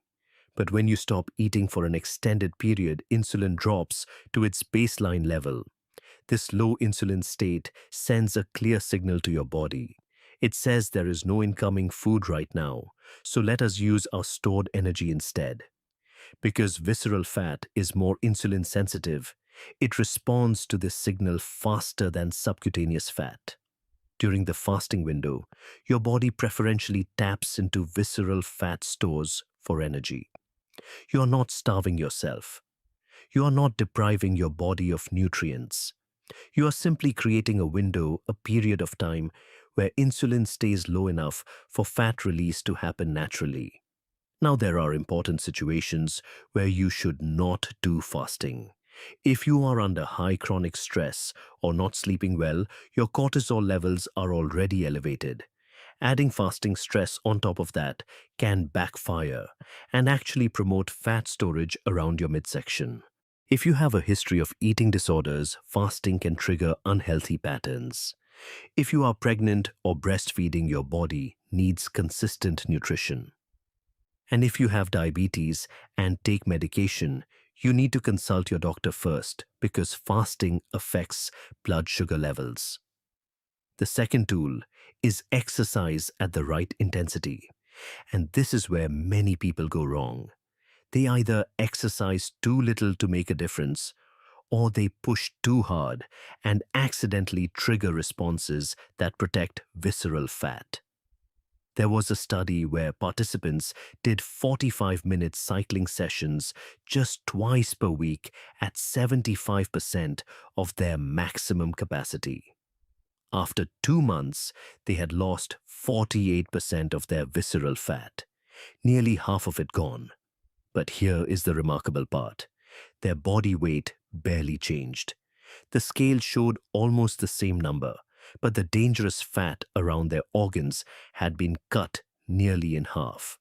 This is why the scale is such a poor indicator of progress. You can be transforming your health while the number stays the same. Now you might think, if moderate exercise is good, then intense exercise must be better, right? If 75% works, would 100% work even faster? Actually, number. This is a crucial point that most fitness advice gets wrong when it comes specifically to visceral fat. High-intensity interval training and sprinting have their benefits, but they may not be optimal specifically for visceral fat loss, especially if you are middle-aged or older. Here is why. When you exercise at extreme intensity, your body releases cortisol, the stress hormone. Cortisol serves an important purpose during intense physical demands.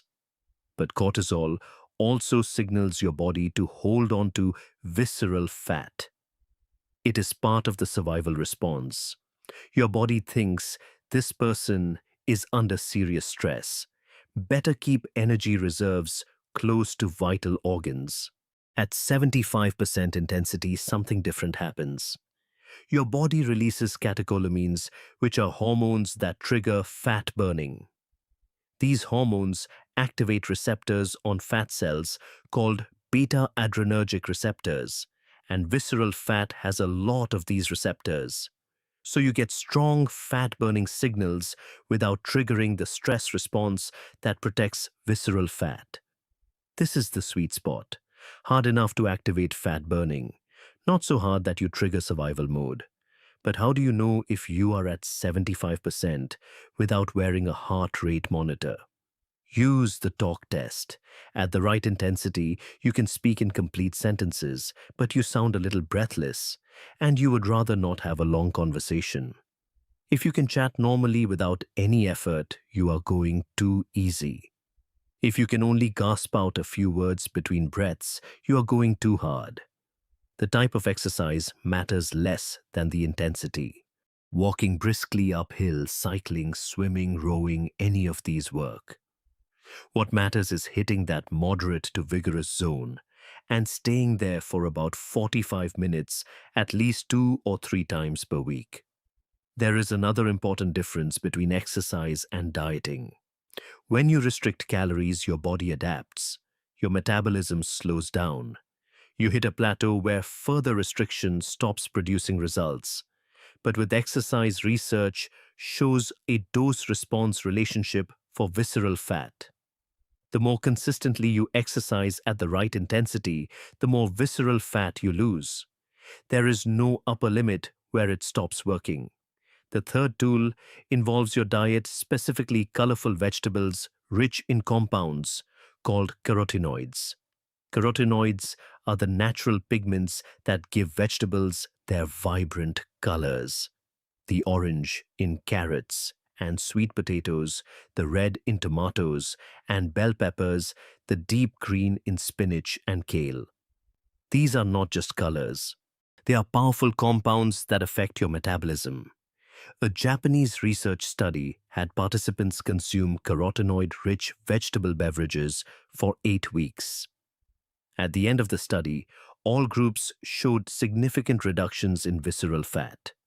The researchers found that carotenoids help neutralize oxidative stress, which is cellular damage caused by unstable molecules called free radicals. This oxidative stress contributes to inflammation and fat accumulation. But carotenoids do more than just act as antioxidants. They actually influence gene expression. They help turn on genes involved in fat burning and turn down genes involved in fat storage. So eating colorful vegetables sends signals at the genetic level that shift your body away from accumulating visceral fat. The practical application is simple. Look at your plate. If most of your food is beige, white, or brown, think bread, pasta, rice, you are missing these protective compounds. Add orange foods like carrots, sweet potatoes, and squash. Add red foods like tomatoes and red peppers. Add dark leafy greens like spinach and kale. The more color variety, the broader the range of carotenoids you consume. The fourth tool is green tea, but probably not for the reason you think. Most people assume green tea helps with weight loss because of caffeine. They think it is about the energy boost, the metabolism spike from stimulants. But that is not the main mechanism at all. A 12-week Japanese study found that participants consuming about 600 milligrams of catechins daily experienced significant reductions in visceral fat, about 6 square centimeters, along with nearly 2 centimeters of their waist circumference. These participants did not change their diet. They did not start exercising more. The only change was adding catechin-rich green tea to their daily routine. Catechins, particularly one called EGCG, are the active compounds responsible for these effects. Here is what they do. EGCG activates enzymes inside your cells that promote fat oxidation, meaning fat gets broken down and used for energy. It also inhibits an enzyme called lipase, which is responsible for absorbing dietary fat in your intestines. So catechins help release stored fat while reducing how much new fat you absorb from food. Now, many people assume green tea works because of caffeine. This is a common misunderstanding. The fat-reducing effects come from polyphenols like catechins, not from caffeine. These are completely different compounds with different mechanisms. This matters because if you are sensitive to caffeine, you still have options. Hojicha is a Japanese roasted green tea with much lower caffeine, but still contains beneficial polyphenols. Decaffeinated green tea retains most of its catechins. The goal of drinking tea is not stimulation. It is reducing inflammation and improving insulin sensitivity. For maximum benefit, choose whole leaf tea like sencha or matcha rather than bottled tea drinks. Matcha is particularly effective because you consume the entire ground leaf, getting a higher concentration of catechins, and avoid adding sugar. Sugar spikes insulin, which works against everything we are trying to achieve. Before we wrap up, let us talk about when these approaches might not be right for you. Avoid fasting if you are dealing with high chronic stress or poor sleep. Your cortisol is already elevated, and fasting could make things worse. Avoid fasting if you have any history of disordered eating, as it could trigger unhealthy patterns. If you are pregnant, breastfeeding, or have diabetes requiring medication, talk to your doctor before changing your eating schedule. With green tea, be cautious if you take blood-thinning medications, as green tea can interact with them. If you are caffeine sensitive, choose decaf or hojicha. And be aware that very high doses of EGCG from supplements, not regular tea drinking, have been linked to liver issues in some cases. Drinking tea is safe. Megadosing supplements is a different story. With exercise, listen to your body. Dizziness that does not go away after resting, an unusually fast or irregular heartbeat, or extreme fatigue that does not recover. These are signals to stop and consult a healthcare provider. The principle to remember is this: your body sends signals. Learn to listen. No protocol is more important than your health. So let us bring this all together. Visceral fat is not just a cosmetic concern. It is an active threat to your health, releasing inflammatory chemicals, disrupting your metabolism, increasing your risk for diabetes, heart disease, and other serious conditions. The mirror and the scale can both lie to you. Someone can look slim and still carry dangerous visceral fat inside. But visceral fat responds to the right signals. A 12 to 16-hour fasting window lowers insulin and allows visceral fat to be released. Moderate intensity exercise around 75% effort using the talk test burns visceral fat without triggering the stress response that protects it. Colorful vegetables, rich in carotenoids, reduce inflammation and shift gene expression toward fat burning. And green tea catechins enhance fat oxidation while blocking new fat absorption. The Japanese approach is not about suffering. It is not about extreme restriction or punishing workouts. It is about understanding how your body works and giving it the right signals. People in Okinawa, one of the world's blue zones where people live the longest, eat sweet potatoes rich in carotenoids, drink green tea regularly, stay physically active in daily life, and naturally practice mild caloric moderation. They figured out these principles through centuries of lived experience. Modern science is now confirming why these habits work. Some experts say you cannot target fat loss to specific areas. Japanese research suggests that visceral fat responds to particular biological signals differently than other fat. Where do you stand on this? I would love to hear your thoughts. What surprised you most in this video? Was it learning that visceral fat acts like an organ releasing chemicals into your bloodstream? Was it discovering that exercise beats dieting specifically for belly fat?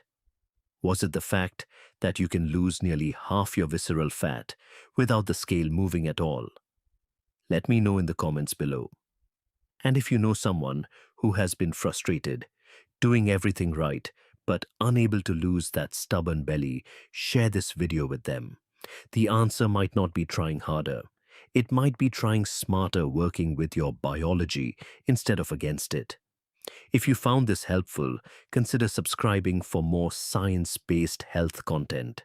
We break down complex research into practical steps you can actually use. Thank you for watching. Take care of your health, and I will see you in the next one.